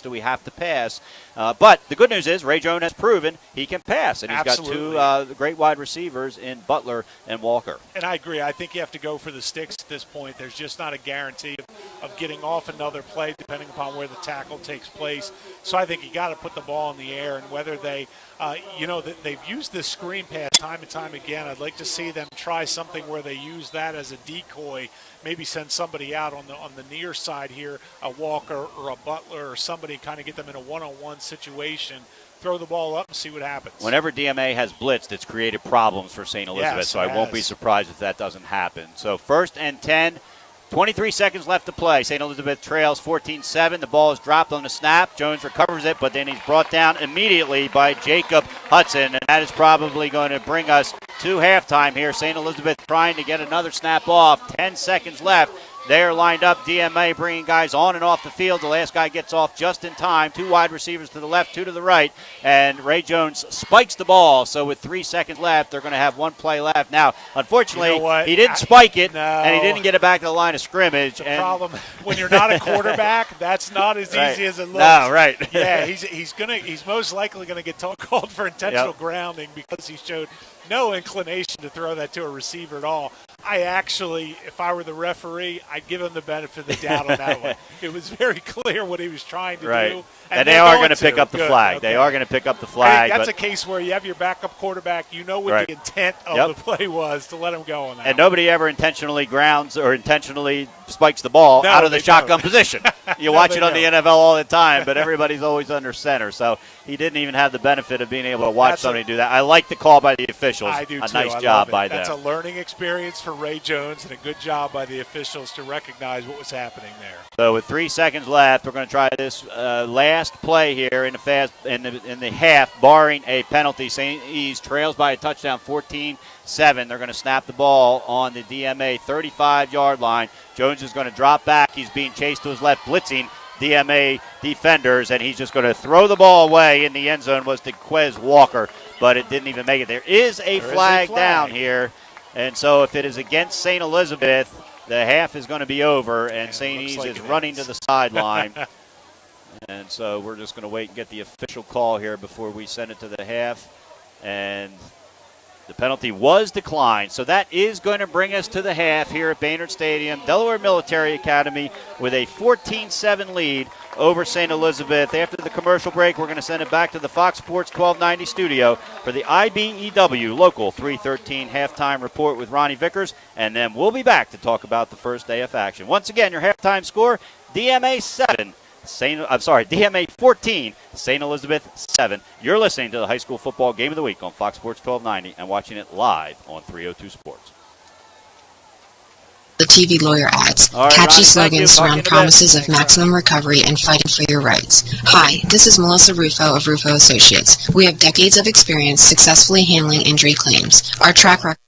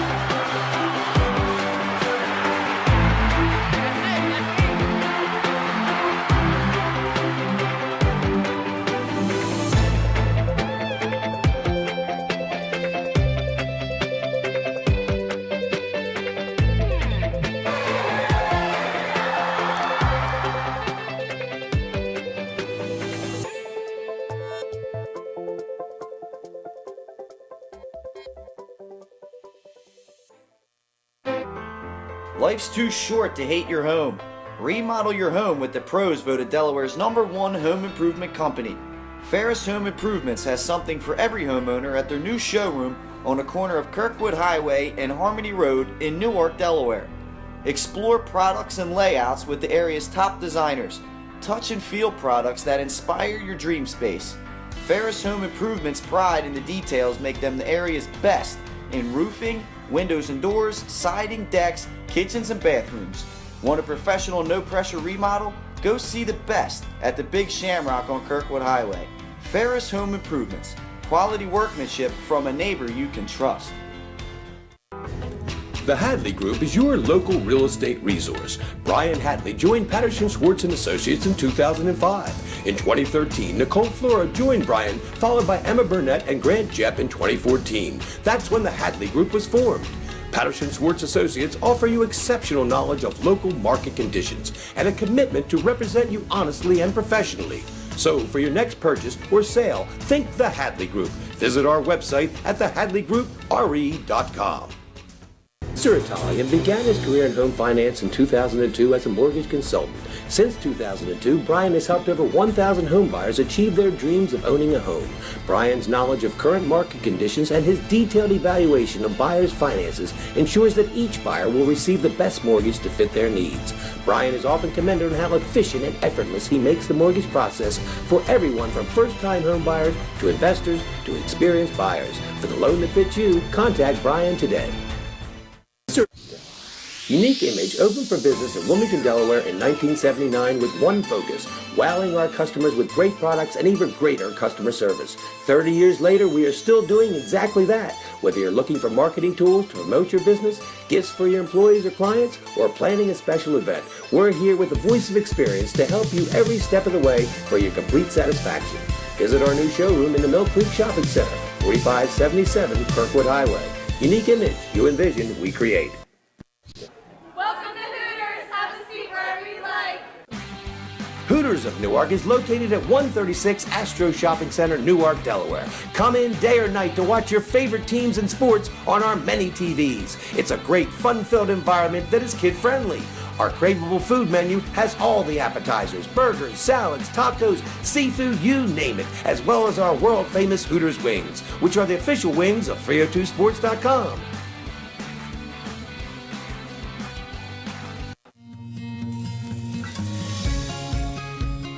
Hi, I'm Scott Kammerer from Solo Concepts. Solo Concepts is an award-winning restaurant group on the culinary coast with 10 locations. We're a chef-driven group. Come check us out. See you soon. Solo Concepts believes in the vision of our founder, Matt Haley: cook beautiful, simple food, develop the people we work with, and make the world a better place. Solo Concepts on the culinary coast with 10 locations from Lois, Delaware to Fenwick Island. Come check us out.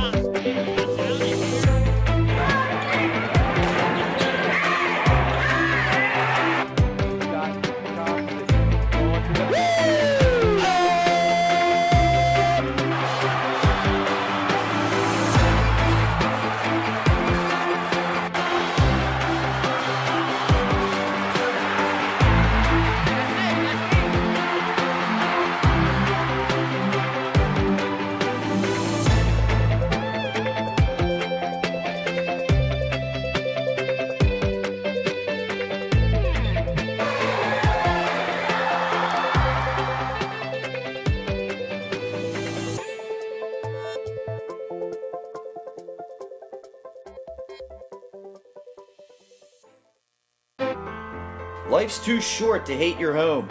Remodel your home with the pros voted Delaware's #1 home improvement company. Ferris Home Improvements has something for every homeowner at their new showroom on the corner of Kirkwood Highway and Harmony Road in Newark, Delaware. Explore products and layouts with the area's top designers. Touch and feel products that inspire your dream space. Ferris Home Improvement's pride in the details make them the area's best in roofing, windows and doors, siding, decks, kitchens, and bathrooms. Want a professional, no-pressure remodel? Go see the best at the Big Shamrock on Kirkwood Highway. Ferris Home Improvements. Quality workmanship from a neighbor you can trust. The Hadley Group is your local real estate resource. Brian Hadley joined Patterson Schwartz & Associates in 2005. In 2013, Nicole Flora joined Brian, followed by Emma Burnett and Grant Jepp in 2014. That's when the Hadley Group was formed. Patterson Schwartz Associates offer you exceptional knowledge of local market conditions and a commitment to represent you honestly and professionally. So for your next purchase or sale, think the Hadley Group. Visit our website at thehadleygroupre.com. Mr. Italian began his career in home finance in 2002 as a mortgage consultant. Since 2002, Brian has helped over 1,000 home buyers achieve their dreams of owning a home. Brian's knowledge of current market conditions and his detailed evaluation of buyers' finances ensures that each buyer will receive the best mortgage to fit their needs.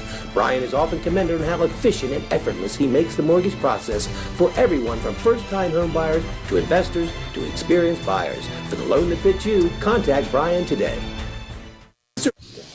Unique Image opened for business in Wilmington, Delaware in 1979 with one focus, wowing our customers with great products and even greater customer service. 30 years later, we are still doing exactly that. Whether you're looking for marketing tools to promote your business, gifts for your employees or clients, or planning a special event, we're here with the voice of experience to help you every step of the way for your complete satisfaction.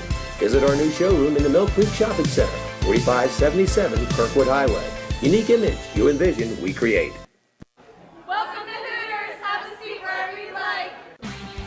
Hooters of Newark is located at 136 Astro Shopping Center, Newark, Delaware. Come in day or night to watch your favorite teams and sports on our many TVs. It's a great, fun-filled environment that is kid-friendly.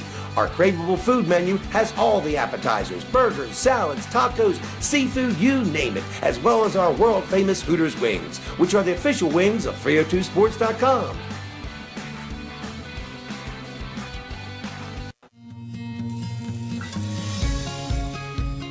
Hi, I'm Scott Kammerer from Solo Concepts. Solo Concepts is an award-winning restaurant group on the culinary coast with 10 locations. We're a chef-driven group. Come check us out. See you soon. Solo Concepts believes in the vision of our founder, Matt Haley: cook beautiful, simple food, develop the people we work with, and make the world a better place. Solo Concepts on the culinary coast with 10 locations from Lewis, Delaware to Fenwick Island. Come check us out.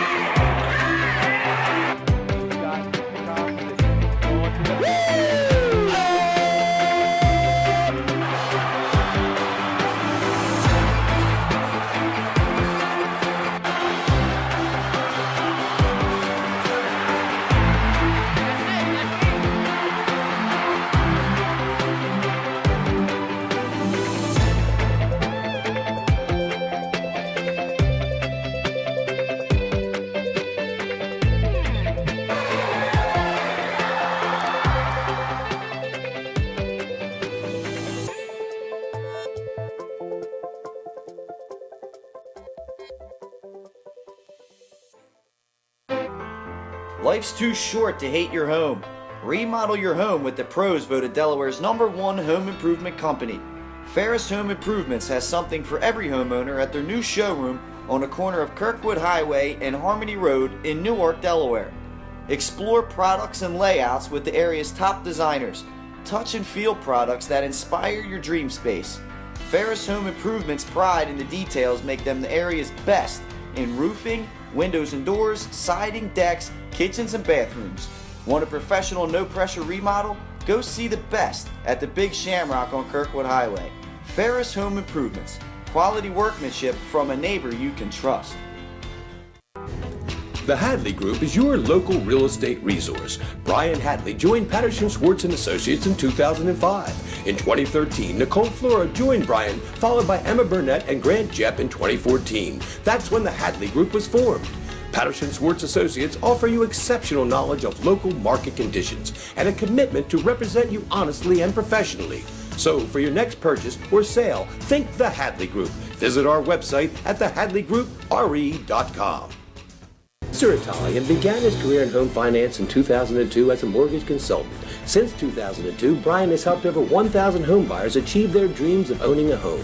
Brian's knowledge of current market conditions and his detailed evaluation of buyers' finances ensures that each buyer will receive the best mortgage to fit their needs. Brian is often commended on how efficient and effortless he makes the mortgage process for everyone from first-time home buyers to investors to experienced buyers. For the loan that fits you, contact Brian today. Unique Image opened for business in Wilmington, Delaware in 1979 with one focus, wowing our customers with great products and even greater customer service. 30 years later, we are still doing exactly that. Whether you're looking for marketing tools to promote your business, gifts for your employees or clients, or planning a special event, we're here with the voice of experience to help you every step of the way for your complete satisfaction. Visit our new showroom in the Mill Creek Shopping Center, 4577 Kirkwood Highway. Unique Image, you envision, we create. Welcome to Hooters. Have a seat wherever you like. Hooters of Newark is located at 136 Astro Shopping Center, Newark, Delaware. Come in day or night to watch your favorite teams and sports on our many TVs. It's a great, fun-filled environment that is kid-friendly. Our craveable food menu has all the appetizers, burgers, salads, tacos, seafood, you name it, as well as our world-famous Hooters wings, which are the official wings of 302sports.com.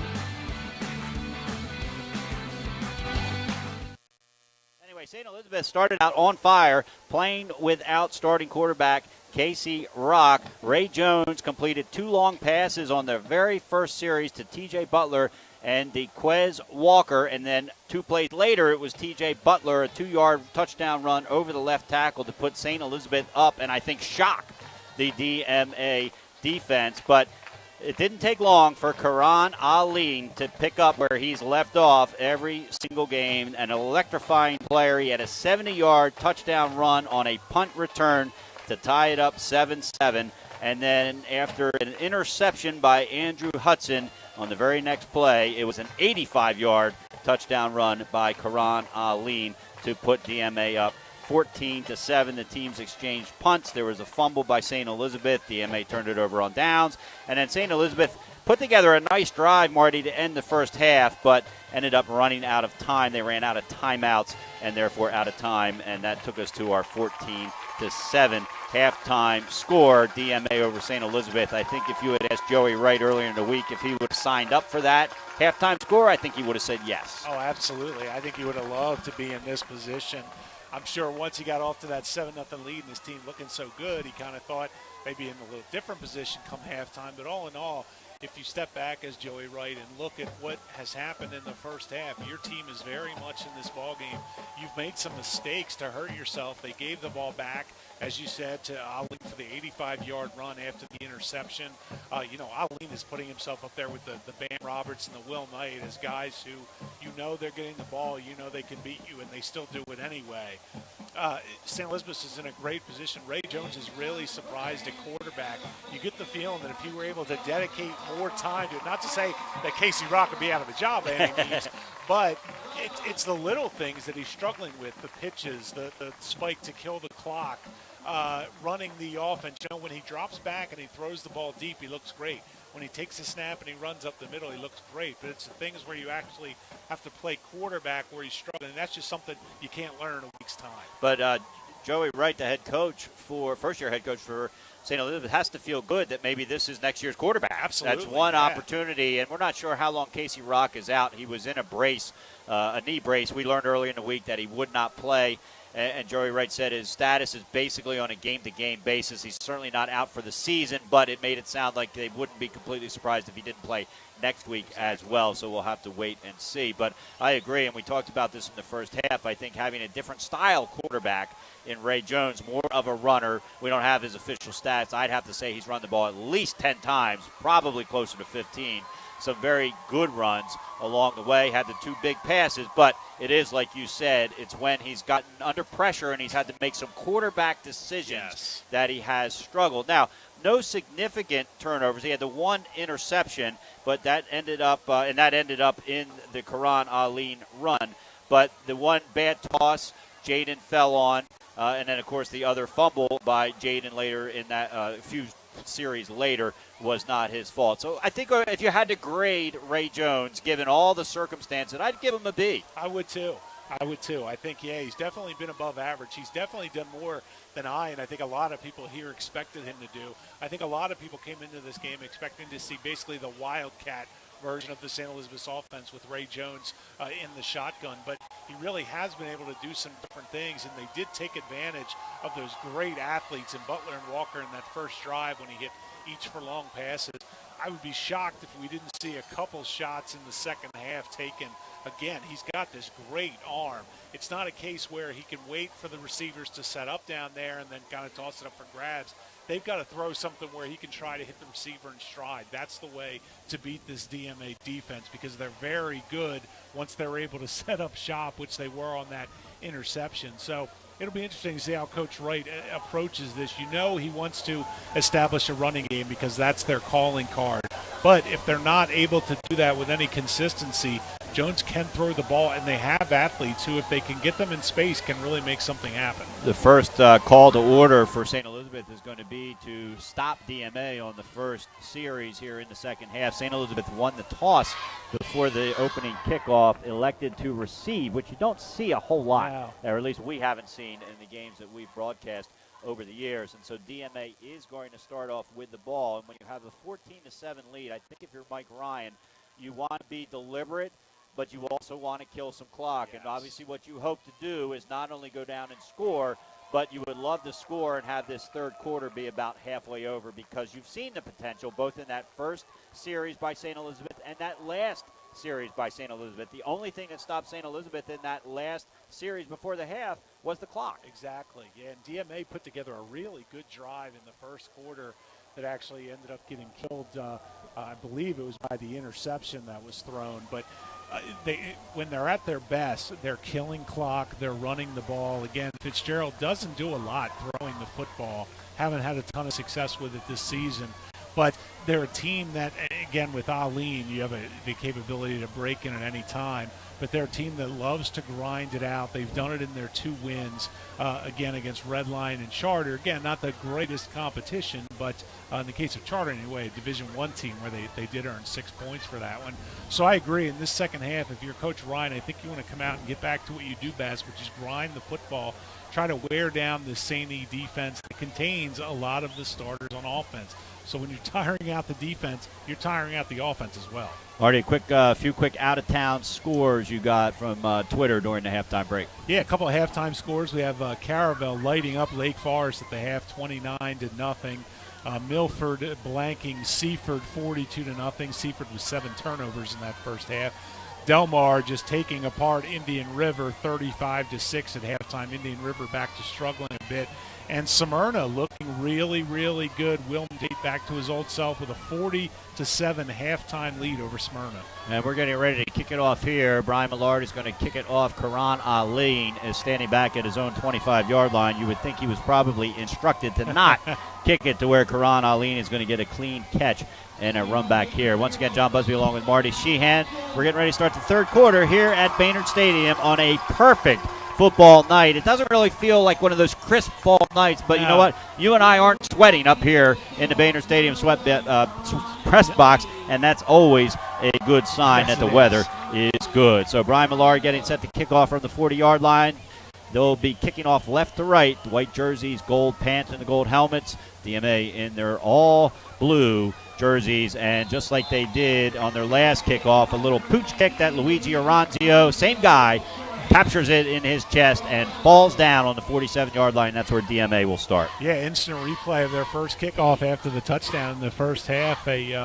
Almost an onside kick-looking shot that's picked up at this time the 47-yard line. The first one was picked up at the 47. So again, a short field for DMA to operate on. Joey Wright putting a lot of confidence, a lot of pressure on his defense early on to protect the short field. It looked like a great move to take the coin toss and take the offense. 4 plays later, they scored. That's right. But now, of course, the negative of that is you start out on defense, and when you're not going to kick it long to Alleyne, which I think is a good move, it sets them up. Fitzgerald in the backfield, and the give is to who else? Alleyne over the right tackle, picks up about 5 yards before he's brought down into St. Elizabeth territory at the 48. A little different formation than we saw for most of the first half from DMA, with a back set to right next to Fitzgerald and Alleyne behind him.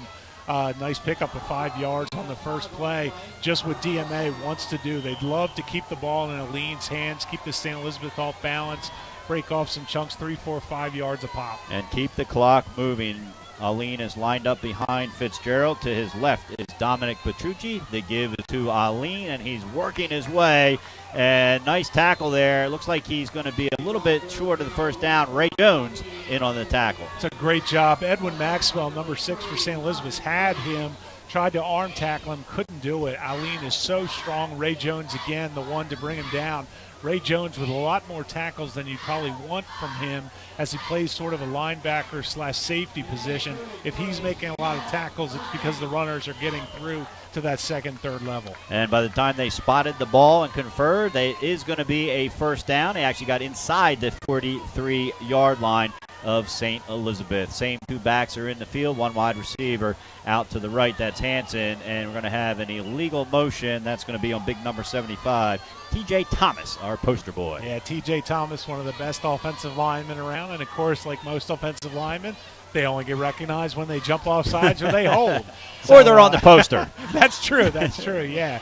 So if you see the poster, you see big TJ on there, but we got to call him out for the false start.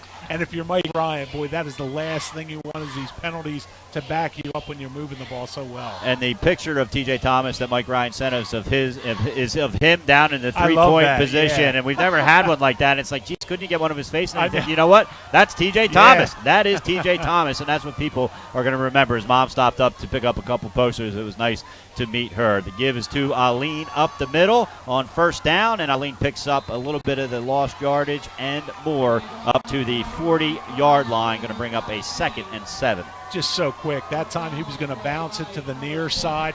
Saw a little bit of daylight in the middle of the field, cut it back up.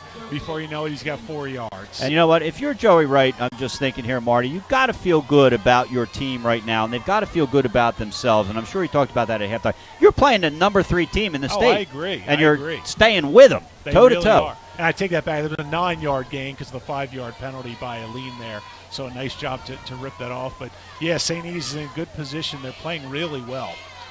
Shotgun formation. The give, it's a fake to Alleyne. And flushed out is to the right and fires down. And they're going to say it is incomplete. So Fitzgerald rolled out to his right, tried to fire. Would have been a first down, but it was a tough pass and couldn't be hauled in by the DMA receiver. I didn't catch the number, Marty. He's looking for Nick Renaud, who has 2 catches this season for 42 yards, number 42 actually. And a nice job there. It's a good look. Again, Fitzgerald doesn't throw the ball very much. Renaud was wide open on the sideline, but you get the feeling that Fitzgerald's not very comfortable throwing on the run. Seems to be more comfortable when he sets up in the pocket. Got 5 interceptions on the year, 1 tonight. The good thing about that throw is nobody was going to pick it off. 2 wide receivers out to the right. That's Hanson and Hudson. And now it is Alleyne that goes in motion, and the give is up the middle to Petrucci. Breaks a couple tackles and has a first down. So I like that play, Marty. Nobody expected him to carry the football. A nice job by the senior Dominic Petrucci to pick up the first down. That's the first time they've used Alleyne as a decoy on that play, faking the jet sweep to Alleyne, handing it off to Petrucci, who's a big kid. He's kind of low, center of gravity, bowled through that defense. A nice pickup there to set up for a first down for DMA, and they continue to chew up the clock and the chains. 5'9", 180 pounds is Dominic Petrucci, and it is a first down for DMA that has a 14-7 lead, 9:17 to play. They already chewed up 3 minutes of this third quarter. They give us to Alleyne. He's going to try to get right up the middle, gets pulled back, and lands awkwardly. It doesn't look like he's injured. It was one of those ones where the leg went one way and the body went another. Fortunately, he popped right up and bring up a 2nd and 8. Yeah, that was very awkward. Alleyne's actually limping as he comes back to the huddle a little bit. I think it's one of those ones that kind of scares you more than anything else. You come down very awkwardly in the middle of that pile. You never can tell when you head up in there. So a good job by St. E to hold him to only a 2-yard gain. They did go right down at the legs in a legal fashion to come up with that tackle. 2nd and 8. Alleyne is lined up behind Fitzgerald. Another back off to his right. One wide receiver. That's Hansen out to the left. And the give is up the middle. And a nice run there by Joseph Gotti. And he's going to pick up another first down all the way to the 15. Gotti, another one of those kids, just not really big, 5'7", 174-pound sophomore. Just kind of bowled his way through that line. DMA right now is taking advantage of the fact that St. E is keying on Alleyne. They're getting some of these other guys like Petrucci and Gotti involved in the offense, and they're starting to rip off huge chunks of yardage. Yeah, catching them off guard. They and like are. you said, it's not just picking up a couple yards or picking up first downs. Also gives Alleyne a chance to rest. Yes. And so that's important. Alleyne is in right now, and that's Gotti lined up to the left of Fitzgerald. A high snap, pulled down nicely. Alleyne's going to get it, and he's brought down immediately. A nice tackle there by St. Elizabeth, and a pickup of about just 1. Nice job by St. Elizabeth coming up on the tackle there. That was it looked like Joseph Kinbiter might have been in on the tackle there. They've done a good job on this drive, more recently keying in on Alleyne. It'd be interesting to see again if DMA and Coach Ryan uses him more as a decoy at this point, because some of the other guys are getting in on the act. And so it's going to bring up a 2nd and 9, picked up just about half a yard on that play for DMA. Fitzgerald in the shotgun. This time he hands it off to Alleyne. Alleyne's trying to get around the edge to the 10, to the 5, stretches, but brought down at the 1-yard line. And a tackle saved there by St. Elizabeth, trying to pick up the number there. I can't see it, Marty. Can you see it? I did not see it. That was a great job by Alleyne. He got a great kick-out block on the edge there by Joseph Gotti, the other running back, who knocked the defensive back out of the play and allowed Alleyne to turn that upfield for a big gain, setting up a 1st and goal situation inside the 5 for DMA. I actually did see the numbers, 58. What I didn't see was the number on the roster, and that's why I was hoping it was maybe somebody else other than 58, but it was not. So we'll try to get that number. He's made the last 2 tackles, I believe. So it's going to bring up a 1st and goal at the 1-yard line to give us to Alleyne, and he gets into the end zone for the score. Great job by the the offensive line, DMA. Just a great push there to knock back the defensive line for St. Elizabeth, just enough for Alleyne to slither in between the tackles there and come up with the touchdown. Big opening drive for DMA. So with 6:53, they chewed up almost half the quarter, like we talked about they would want to do, and they take a 20-7 lead. And Draka is on to try to convert his 19th PAT of this. Actually, it would be his 20th. He came in with 17. He's got 19 right now. Only missed 1 all year long, trying to put his team up 21-0 here with 6:53 to play. Andrew Hudson, the junior wide receiver, is in on the hold. The snap is back and down. The kick is up, and it is good. So with 6:53 to play here at Baynard Stadium, Delaware Military Academy has scored on its first possession of the second half to take a 21-7 lead over St. Elizabeth. We're going to take a break. You're listening to the Fox Sports 1290 Game of the Week and watching it live on 302 Sports. Domino's and bread twists as a decoy to keep others away from your pizza. Only you suddenly wanted more bread twists for yourself? There are worse things than choosing between either pizza or warm dunkable bread twists and flavors like Parmesan, garlic, and cinnamon. Like deciding between going to the dentist or DMV. So when it comes to giving you the best tasting problem you've ever had, sorry, you're welcome. Order any 2 or more of Domino's new bread twists or medium 2-topping pizzas for $5.99 each. 2-item minimum, and pizzas may be extra. Must ask for this limited time offer. Prices, participation, delivery area, and purchase may vary. High school football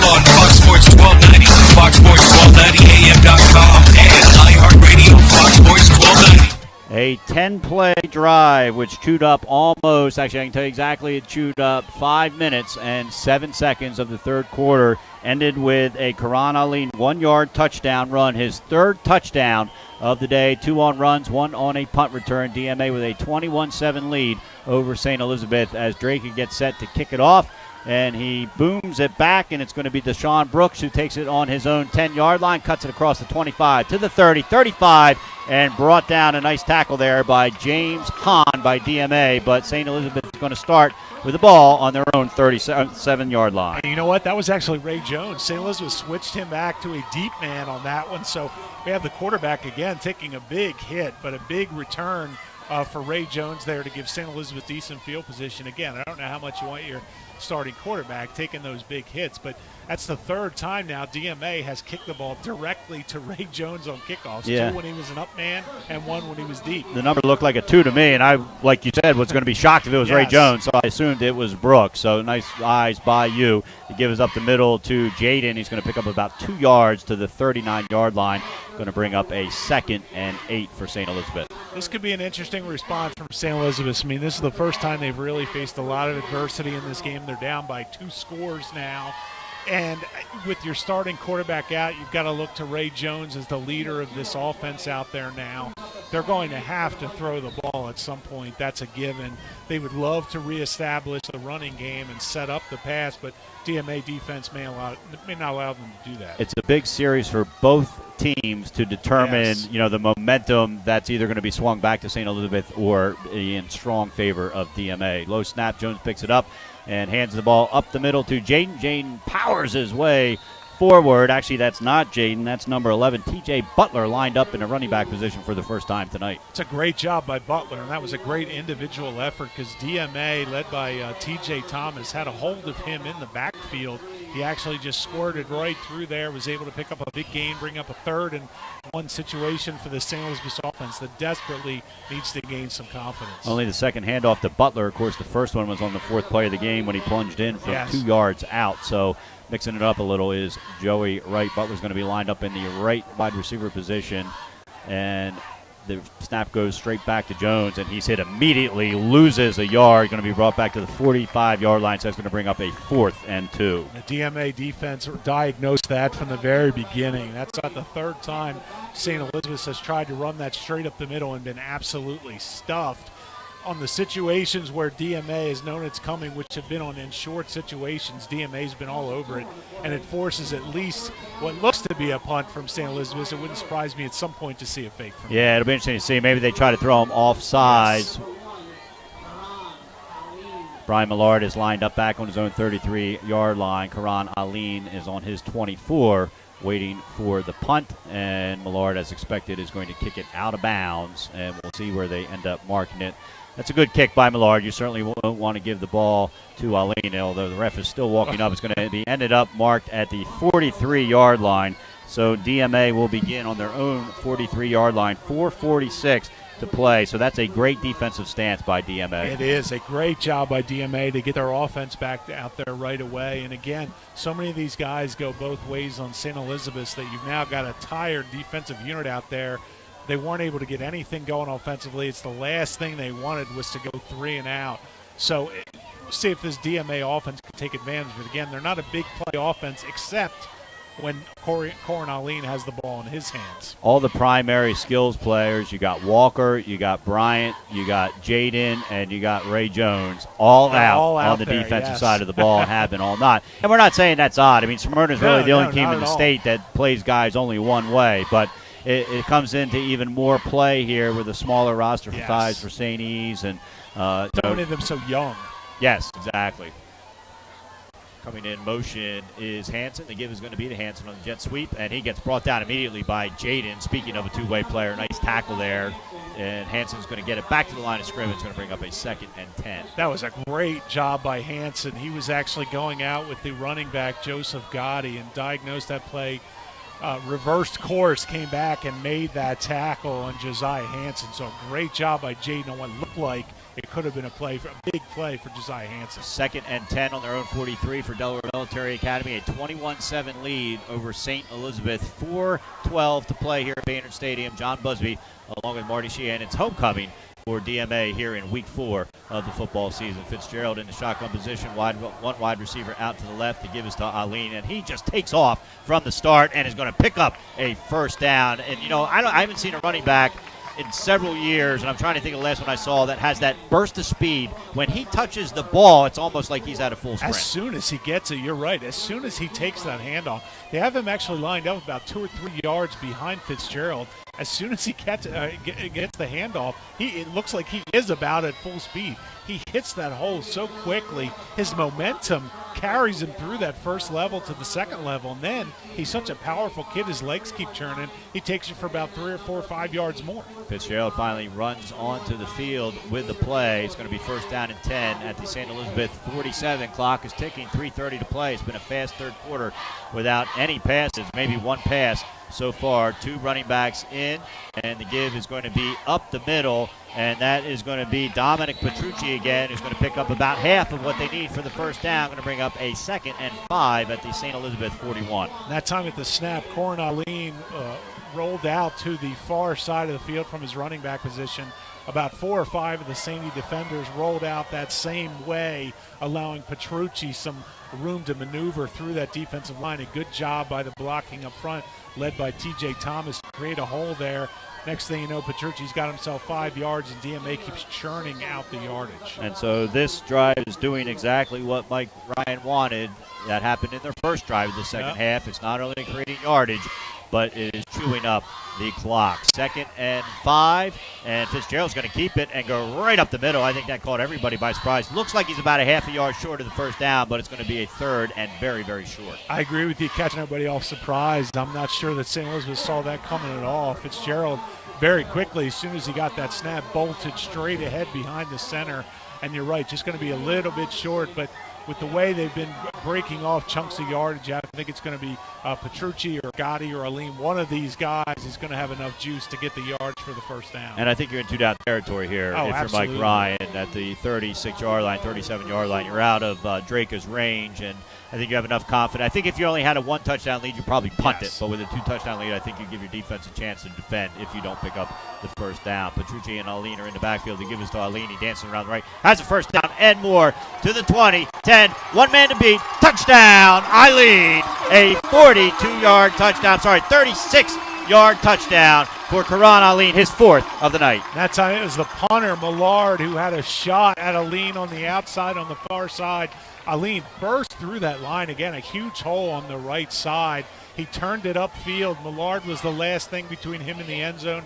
He dove for his legs. Alleyne jumped right through the tackle, made his way to the end zone and a touchdown. And boy, Alleyne looks like he looks like he run a marathon right now, John. The Sainty defense is dying out there. Drake is on to try to convert what would be his 4th point after touchdown of the night, his 21st of the season. Andrew Hudson on the hold. The kick will end up being a 20-yarder if it is good. The snap is back. The hold is down. The kick is up, and this one's close to the right. Oh, it is just good. Squeezed Squeezed in. So with 1:43 to play here, DMA on the 4th touchdown of the night by Karan Alleyne has taken a 28-7 lead over St. Elizabeth. We're going to take a break. We'll be right back. You're listening to Fox Sports 1290 Game of the Week and watching it live on 302 Sports. Hi, this is Tom Williams, Anchor Buick GMC in Elkton, Maryland. It's time to experience the new Buick and get great deals on our entire lineup of luxury SUVs. Get over $7,500 off MSRP on the 2017 Enclave Leather Package. Get 17% off MSRP on all remaining 17 Buick Encores. That's right, now's the time to get your new Buick SUV. So stop by Anchor Buick GMC on Route 40 at the Maryland-Delaware State Line. Visit our website at anchorbuickgmc.com and see how Anchor is easy. Welcome back to the Delaware High School Football Game of the Week on Fox Sports 1290. 4th touchdown of the night for DMA junior Karan Alleyne, and the Seahawks have a 28-7 homecoming lead over St. Elizabeth here at Baynard Stadium. John Busby along with Marty Sheehan, and Matt Drake is set to kick off from his own 40-yard line. A booming kick that is going to drive number 11, TJ Butler, all the way back to the 5-yard line. Now getting away, a nice job, runs it out all the way to the 35-yard line. So a nice return by TJ Butler. Going to give St. Elizabeth the ball, I think about 2 yards shy of where they were in their last possession of this half. And St. Elizabeth's in do-or-die territory right now. They've got to come up with a score here, or at least a long drive to give themselves some confidence going into the fourth quarter. They haven't shown anything offensively in this third quarter. I believe really it's just been a 3 and out in this third quarter so far. It's completely dominated clock-wise and yardage-wise by DMA. So St. Elizabeth and Coach Wright, you have to get something going here if they're going to have any chance at this game. So they will try to do that with 1:33 to play, trailing 28-7. They ended up marking the ball on a 34-yard line. Ray Jones, the backup quarterback to Casey Rock, who's out with an injury, has the slots full, one wide receiver on each end. He drops back, looks to the side. He's going to tuck it away and then just throws it away. Threw it in the direction of DeQuez Walker, but I don't think he had any intention of that being a completion. I don't think he did either, and he's got to be careful about doing that. I'm surprised again. That time he kind of flirted with intentional grounding. You can't just look at a receiver and throw it directly into the ground. They're going to get him with that at some point, but a great job by the DMA defense. They have just dialed up everything correctly in this second half so far. That time they got pressure on him early. They had the safeties covering the running backs out of the backfield. There was just nothing there. 2nd and 10, 3 wide receivers out to the right. That's John Shields along with Walker and Bryant. Jaden is lined up behind Ray Jones. Ray Jones takes the snap, and on the slant pattern, misses his man. He was trying to hit TJ Butler there on the slant. Going to bring up a 3rd down. And that time he's just a little anxious by Ray Jones. He's got to set his feet and make that throw. That time he tried to throw it off his front foot. Again, not a kid with a lot of experience playing quarterback.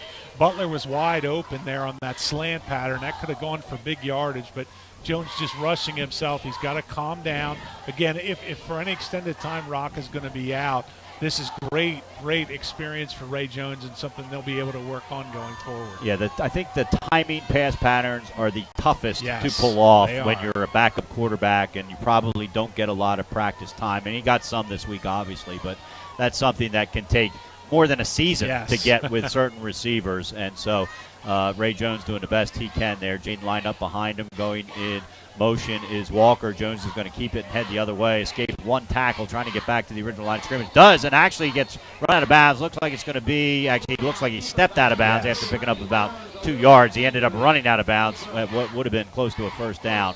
But instead, it's going to bring up and we got a late flag. That's going to be an unsportsmanlike conduct penalty.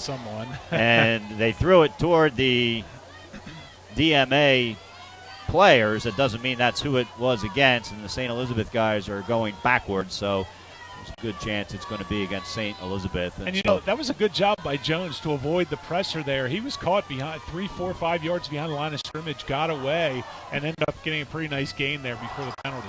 And the referee walking toward us, getting ready to make the call. And it looked like was that an unsportsmanlike That was an against unsportsmanlike DMA, which means somebody's mouthing off over there. So not something Coach Ryan wanted, because that most likely would have brought up a punting situation for St. Elizabeth. It would have been about a 4th and 3, 4th and 4. Instead, you hand St. Elizabeth a 1st down. You had them on the ropes. You don't want to give them any signs of life here. And so they're actually going to be in DMA territory now at the 49-yard line. And like you said, Mike Ryan is not going to be happy with that. He's looking for an explanation from the referee. He's got the one ref on this side. It's not the ref that called the foul. It came very, very late after the play was over. Yeah, so it had to be – nobody was throwing punches or anything, so it had to be somebody mouthing off at somebody. Either way, Ray Jones is in the shotgun position, a low snap, and then a misdirection handoff, and covered up by DMA, and that was just another unforced error. He tossed it to Tim Butler, who just dropped it in the backfield.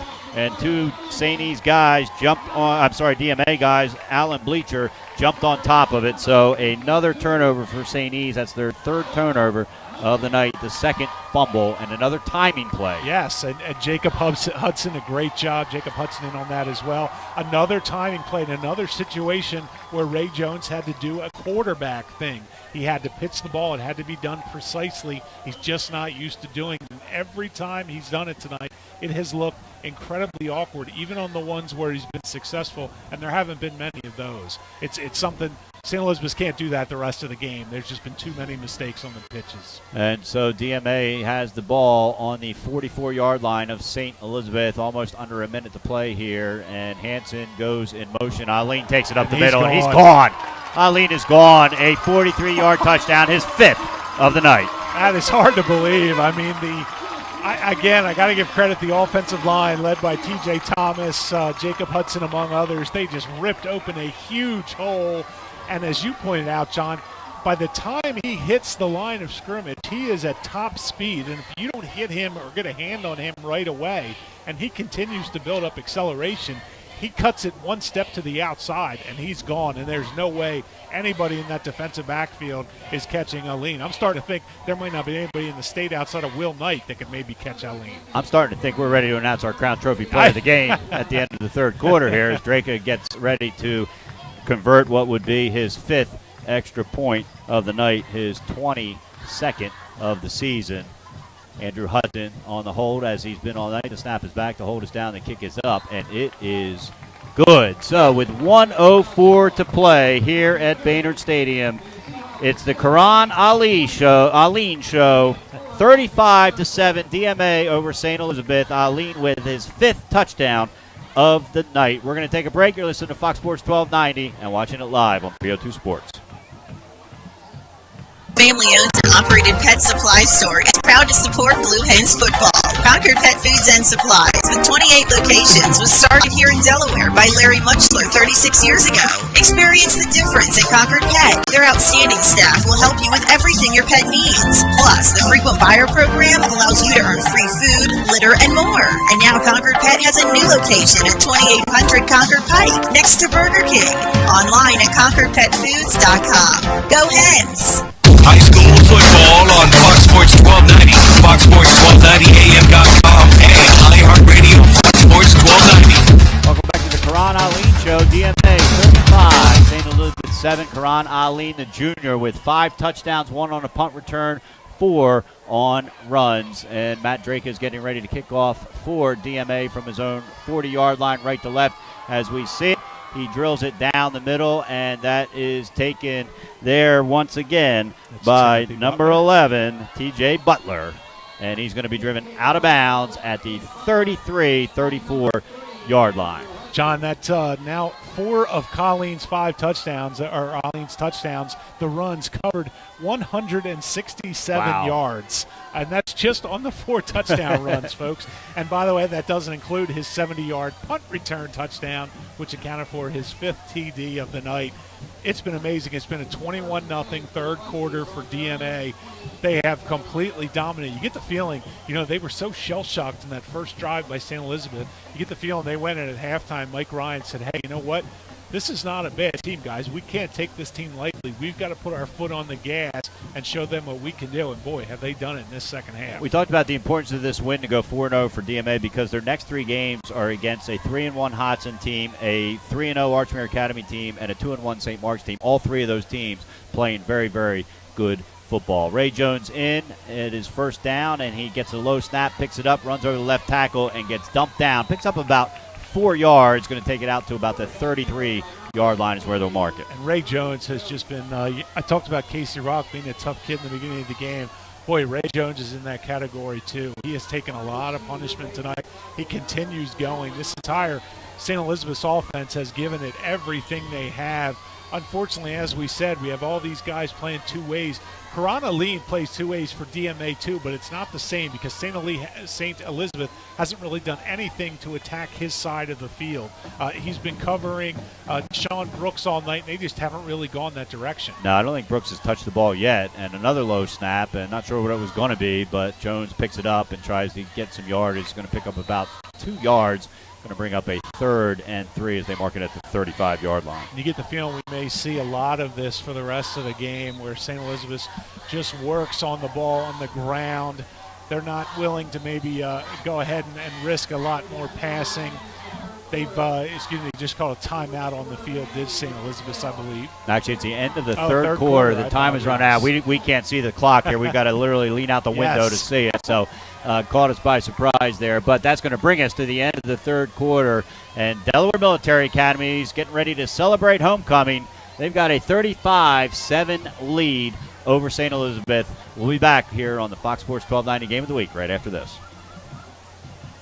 In the living room, the garage, at the kitchen table, everyone you know, your kid's teacher, the neighbor, the coffee guy, hey, you're doing it right now. I'm talking about listening to radio.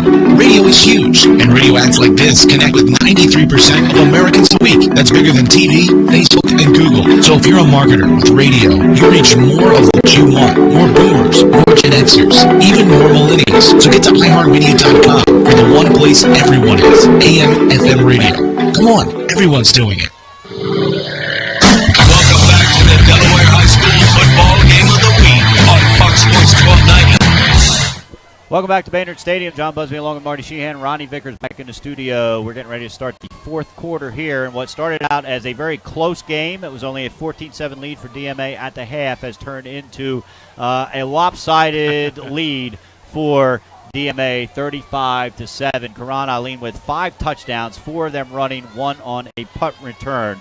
St. Elizabeth is going to start this fourth quarter with a 3rd and about 3 from their own 35-yard line. Ray Jones, the backup for Casey Rock, who's out with an injury, suffered before this game tonight. And Ray Jones fakes it, goes the other way, and tries to get it out to his receiver, looking for Luke Schiavone. No good. Going to bring up a 4th and 2. No, T.J. Thomas, among others, was right in Ray Jones' face, just not able to set up. And again, when you're not used to playing quarterback, you tend to focus a lot more on the defenders who are right in your face than the receiver.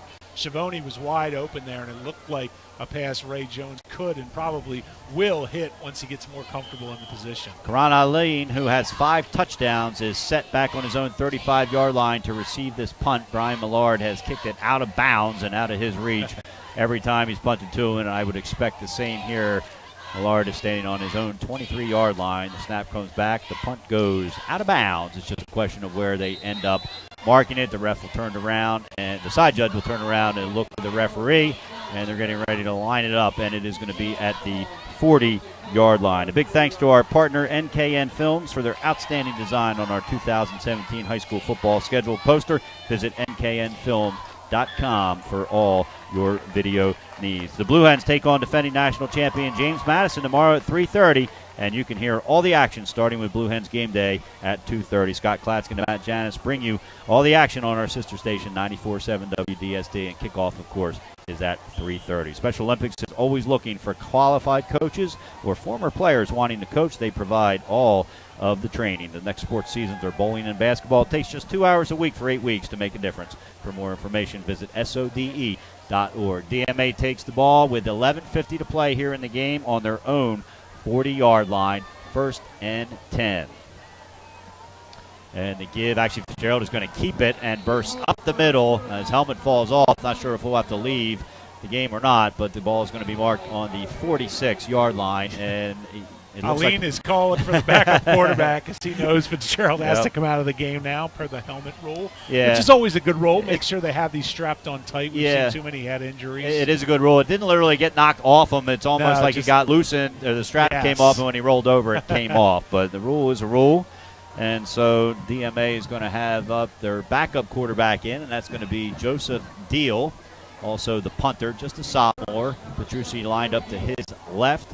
And the lone tailback is Alleyne. The give is to Alleyne. He shakes one tackle, and then he gets wrapped up. Nice tackle there by that elusive number 58, whose name we do not have. No, unfortunately, we don't have number 58 for St. E. Another good run for Alleyne. Joseph Deal is thinking, hey, I can do this. Yeah. We need Fitzgerald for her. I can hand the ball up to number 1 as well as anybody. John, while we have a second, I got to ask you, you're a Delaware season ticket holder. I am. The Vegas line is JMU -21 tomorrow. Ooh, what do you think? I'll take Delaware. I'll take Delaware. I like our defense. And our offense is starting to gel. I say ours, like if they're my team. I'm with you. No, I like Delaware. We're looking forward to it. My wife and kids and I, Riley and Tyler, are going to the game tomorrow and really looking forward to seeing the Blue Hens really play their first legitimate opponent. And speaking of legitimate, running the ball up the middle is Joseph Gotti. He's got a first down. Every time he's touched the ball, good things have happened. He takes it all the way to the 35-yard line. You're right. He has ripped off chunks of yardage every time he's touched the ball tonight. He has become a nice off-pace back from Karan Alleyne. He's, again, I believe you said around 5'9", 180 pounds. He's a strong kid. When he hits the hole, he tends to knock people backwards where Alleyne just kind of blows past him. But these two are really starting to set up a nice 1-2 punch with each other. I thought Alleyne was going to come out, and it'll be interesting to see if this is his last series. I agree. The last thing you want is your star running back getting hurt. I'm not questioning Mike Ryan. I've learned not to question coaches. No. They know a lot more than I do. I thought that on the punt return, though, to be honest with you. So we'll see. Alleyne is lined up to the right. Maybe he's just going to be a decoy instead. Fitzgerald is back in the game. And the give is up the middle and over the left tackle. And taking off is Gotti again. And he gets all the way down to the 15-yard line. So, what they're showing is they are more than just a Karan Alleyne show. They really are. And Gotti was hoping they went back to the old rip-away jerseys the NFL used to use, because he was brought down by a St. E defender who grabbed him by the jersey and just would not let go. But boy, oh boy, has this second half been crazy in terms of the offensive line dominance and the running back dominance from DMA. They've just turned it on. This is why they have a shot to be a contender, the way they look in this second half. And with the different skill players that they've managed to get the ball to, who have done a lot. Gotti in, Petrucci lined up to the right of Fitzgerald. Alleyne goes in motion. The fake is to Alleyne, and the give is to Gotti up the middle, and he bursts for another 2 or 3 yards. Going to get all the way to the 9-yard line. And so it will bring up a second down. And one of the things this does is put Gotti on tape for all their opponents to see, because now you've given teams another option besides Alleyne that they have to focus on. They're not going to throw the ball very much, but what you now don't really understand, or now you can't be assured of, is that Alleyne is going to take the handoff every time if they put him in motion or fake the jet sweep. You have some of these other guys to hand the ball to. Fitzgerald came in with just 2 completions. I'm not sure he's had a completion tonight. He hasn't had to throw the ball, so there's no need to do it. And to give is to Gotti up the middle again. He's going to try to go over left tackle. He does pick up the first down, but he's going to be brought down at about the 2-yard line. So it's going to be first and goal. 8:46 left here in the game. DMA with a 35-7 comfortable lead, and if they score here, the magic running clock will begin to run here for the Seahawks as they are celebrating homecoming. A nice crowd here, good crowd by St. Elizabeth. Again, this is their home stadium as well. It's just not a home game tonight. And the stands are packed over here. I'm looking out of our window. A lot of students off to the right, a lot of parents here right in front of us, and other spectators. So a nice job by the Seahawk crowd. A school right down the street from where you live, Marty. There might be a lot of traffic when you go home. You might want to take a different route. That's right. First and goal from the 2-yard line. DMA trying to enact the running clock here. Fitzgerald hands it off to Gotti, and Gotti gets brought down on a very nice tackle. That was Jaden. Wow. One of several two-way players here who saved the touchdown there. Going to bring up a second and goal from the 3, a loss of 1 yard there. Jaden sliced through and just completely took the legs out from under Gotti. Great job there, and I love the continuing effort from the St. Elizabeth players. They're getting bowled over right now. They're getting punched in the mouth, but they've got great resolve. These kids are going to continue to fight, and that Coach Wright just loves seeing that. Gotti behind Fitzgerald. Petrucci off to his right. Alleyne is lined up in the left wide receiver position. He is going to go in motion, and it's a high snap. The give is to Gotti up the middle, and he scores, but a flag is down. And given when it was thrown, actually it looks like it's going to be offside, but they blew the whistle. They did before the snap. Yeah. And you don't see that often on offsides. It is going to be offsides against St. Elizabeth, so Delaware Military will take it and move to the 1.5 yard line. For St. E's, they've had a good night as far as penalties. That's only their 4th penalty of the night, and so they're going to move it up to the half the distance to the goal, and it'll take it to about the 1.5. and DMA will try to punch this one in. Same lineup is in. It's going to be the same formation. Alleyne's going to be out to the left. Petrucci is lined up to the right of Fitzgerald, and Gotti behind him. They are right smack in the middle of the two hash marks, so in the middle of the field here. He gives to Petrucci this time, and Petrucci drives it in for the score. So a 1.5-yard touchdown for Petrucci. We'll give him a 2-yard score, and that's going to put DMA up 41-7. And if Draka can convert his 6th extra point of the night, it will begin the running clock with 7:21 to play. So a 2-yard touchdown by Petrucci has extended the DMA lead 41-7 with 7:21 to play. Andrew Hudson is in on the hold. He's putting the tee down. Draka stepping it off here. And this one is all but over. It's just a matter of whether or not St. E's can put another score on the board or just as well off to keep DMA off of it. Snapping the ball back is going to be Nicholas Renaud. He's done a great job all night. Hope I just didn't give him the announcer jinx. It comes back. The hold is down. The kick is up. And it is good. So with 7:20 to play and what is now a running clock, DMA has taken a 42-7 lead over St. Elizabeth. We're going to take our 5th and final break. You're listening to the game here on Fox Sports 1290 and watching it live on 302 Sports.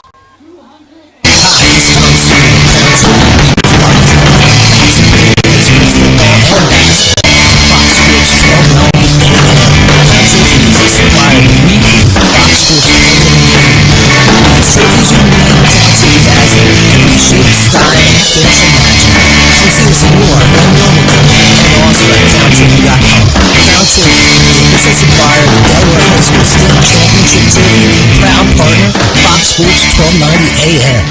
High school football on Fox Sports 1290, foxsports1290am.com, and iHeartRadio, Fox Sports 1290. 6th touchdown of the night for DMA. The first one not scored by Karan Alleyne. It was a 2-yard score from 1.5 yards out for Dominic Petrucci to put DMA up 42-7 here on homecoming night for the Seahawks. And Draka is going to be kicking off. We're in a running clock. We're down to 6 minutes left to go. 42-7. DMA over St. Elizabeth. Back for St. Elizabeth is T.J. Butler and DeQuez Walker. We'll see if Draka gives them, either one of them, the opportunity to return it. He's been booming the ball, and with a 42-7 lead, it's not like you're going to try to keep them from touching the ball. So Draka kicking off from his own 40 left to right as we see it, booms it away, and sure enough, it's going to be T.J. Butler takes it on his own 5-yard line, cuts it up the middle to the 15-20, trying to find some daylight, and instead gets brought down. Nice tackle there by number 45, Zachary McCloskey. So St. E's will have the ball on the 20-yard line with a running clock.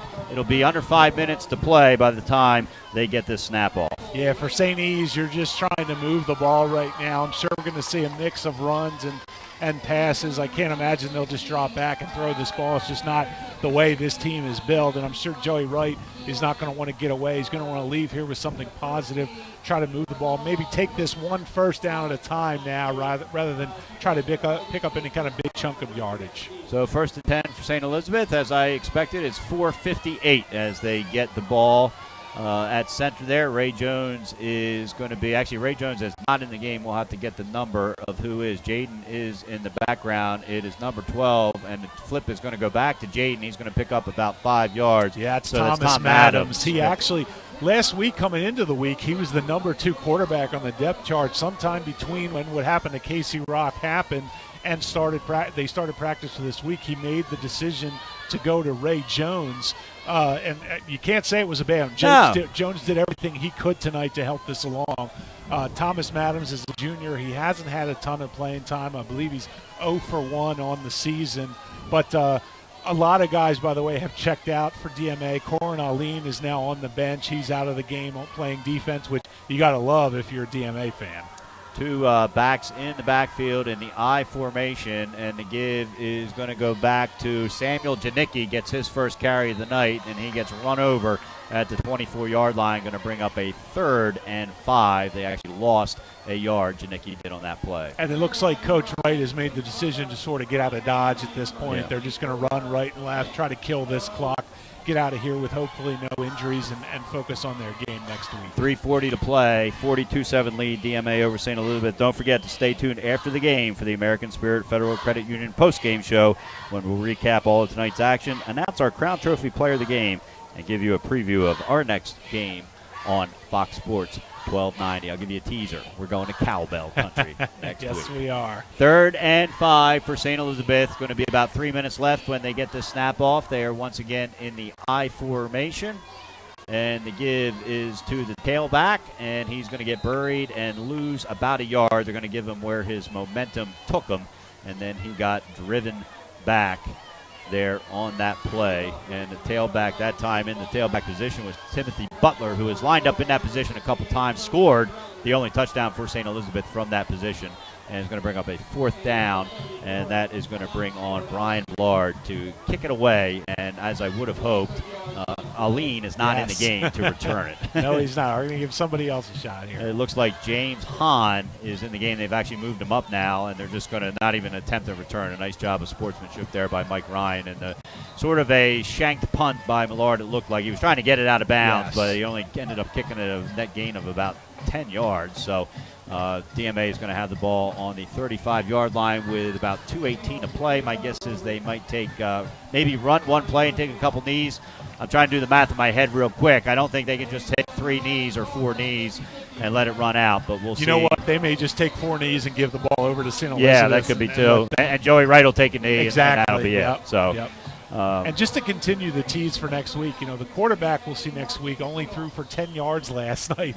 He may try to throw for 500 to make up for that next week. Because he can. Because he's capable of that. Yes, he is. Yeah, Drew Fry, of course, the son of Dale Fry, who played at the University of Delaware. They've been watching this kid in Middletown since he was playing midget football in 5th grade. And he's lived up to the expectations. We saw him did a couple of their games last year.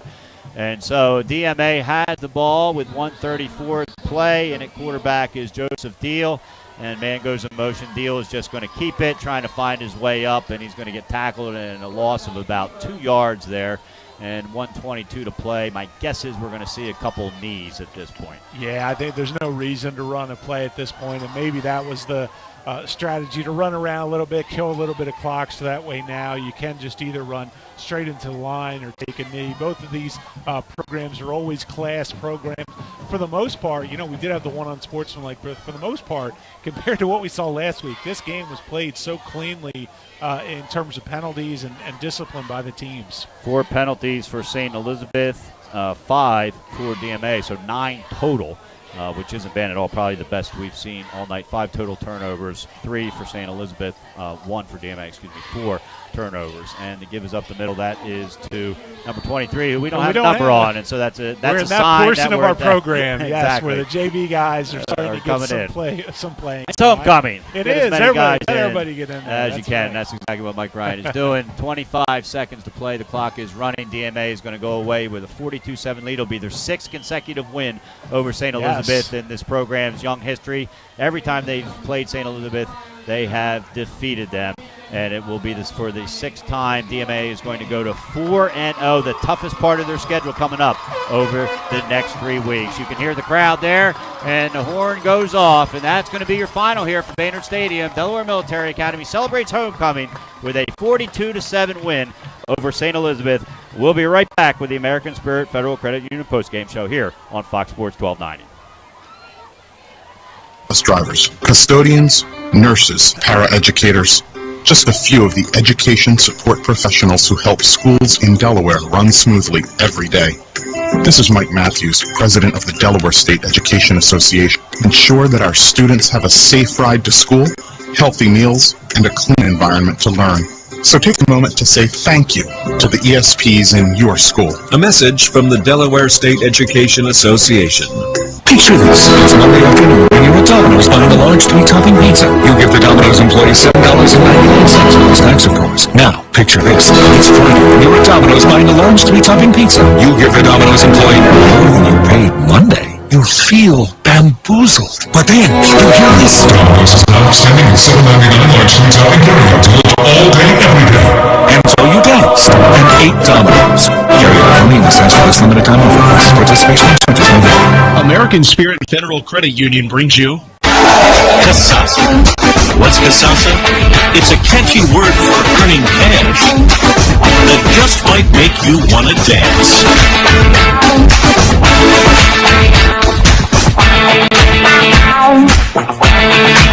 Get paid for doing simple things you do anyway. That's free Kasasa checking. As for Kasasa by name at American Spirit Federal Credit Union.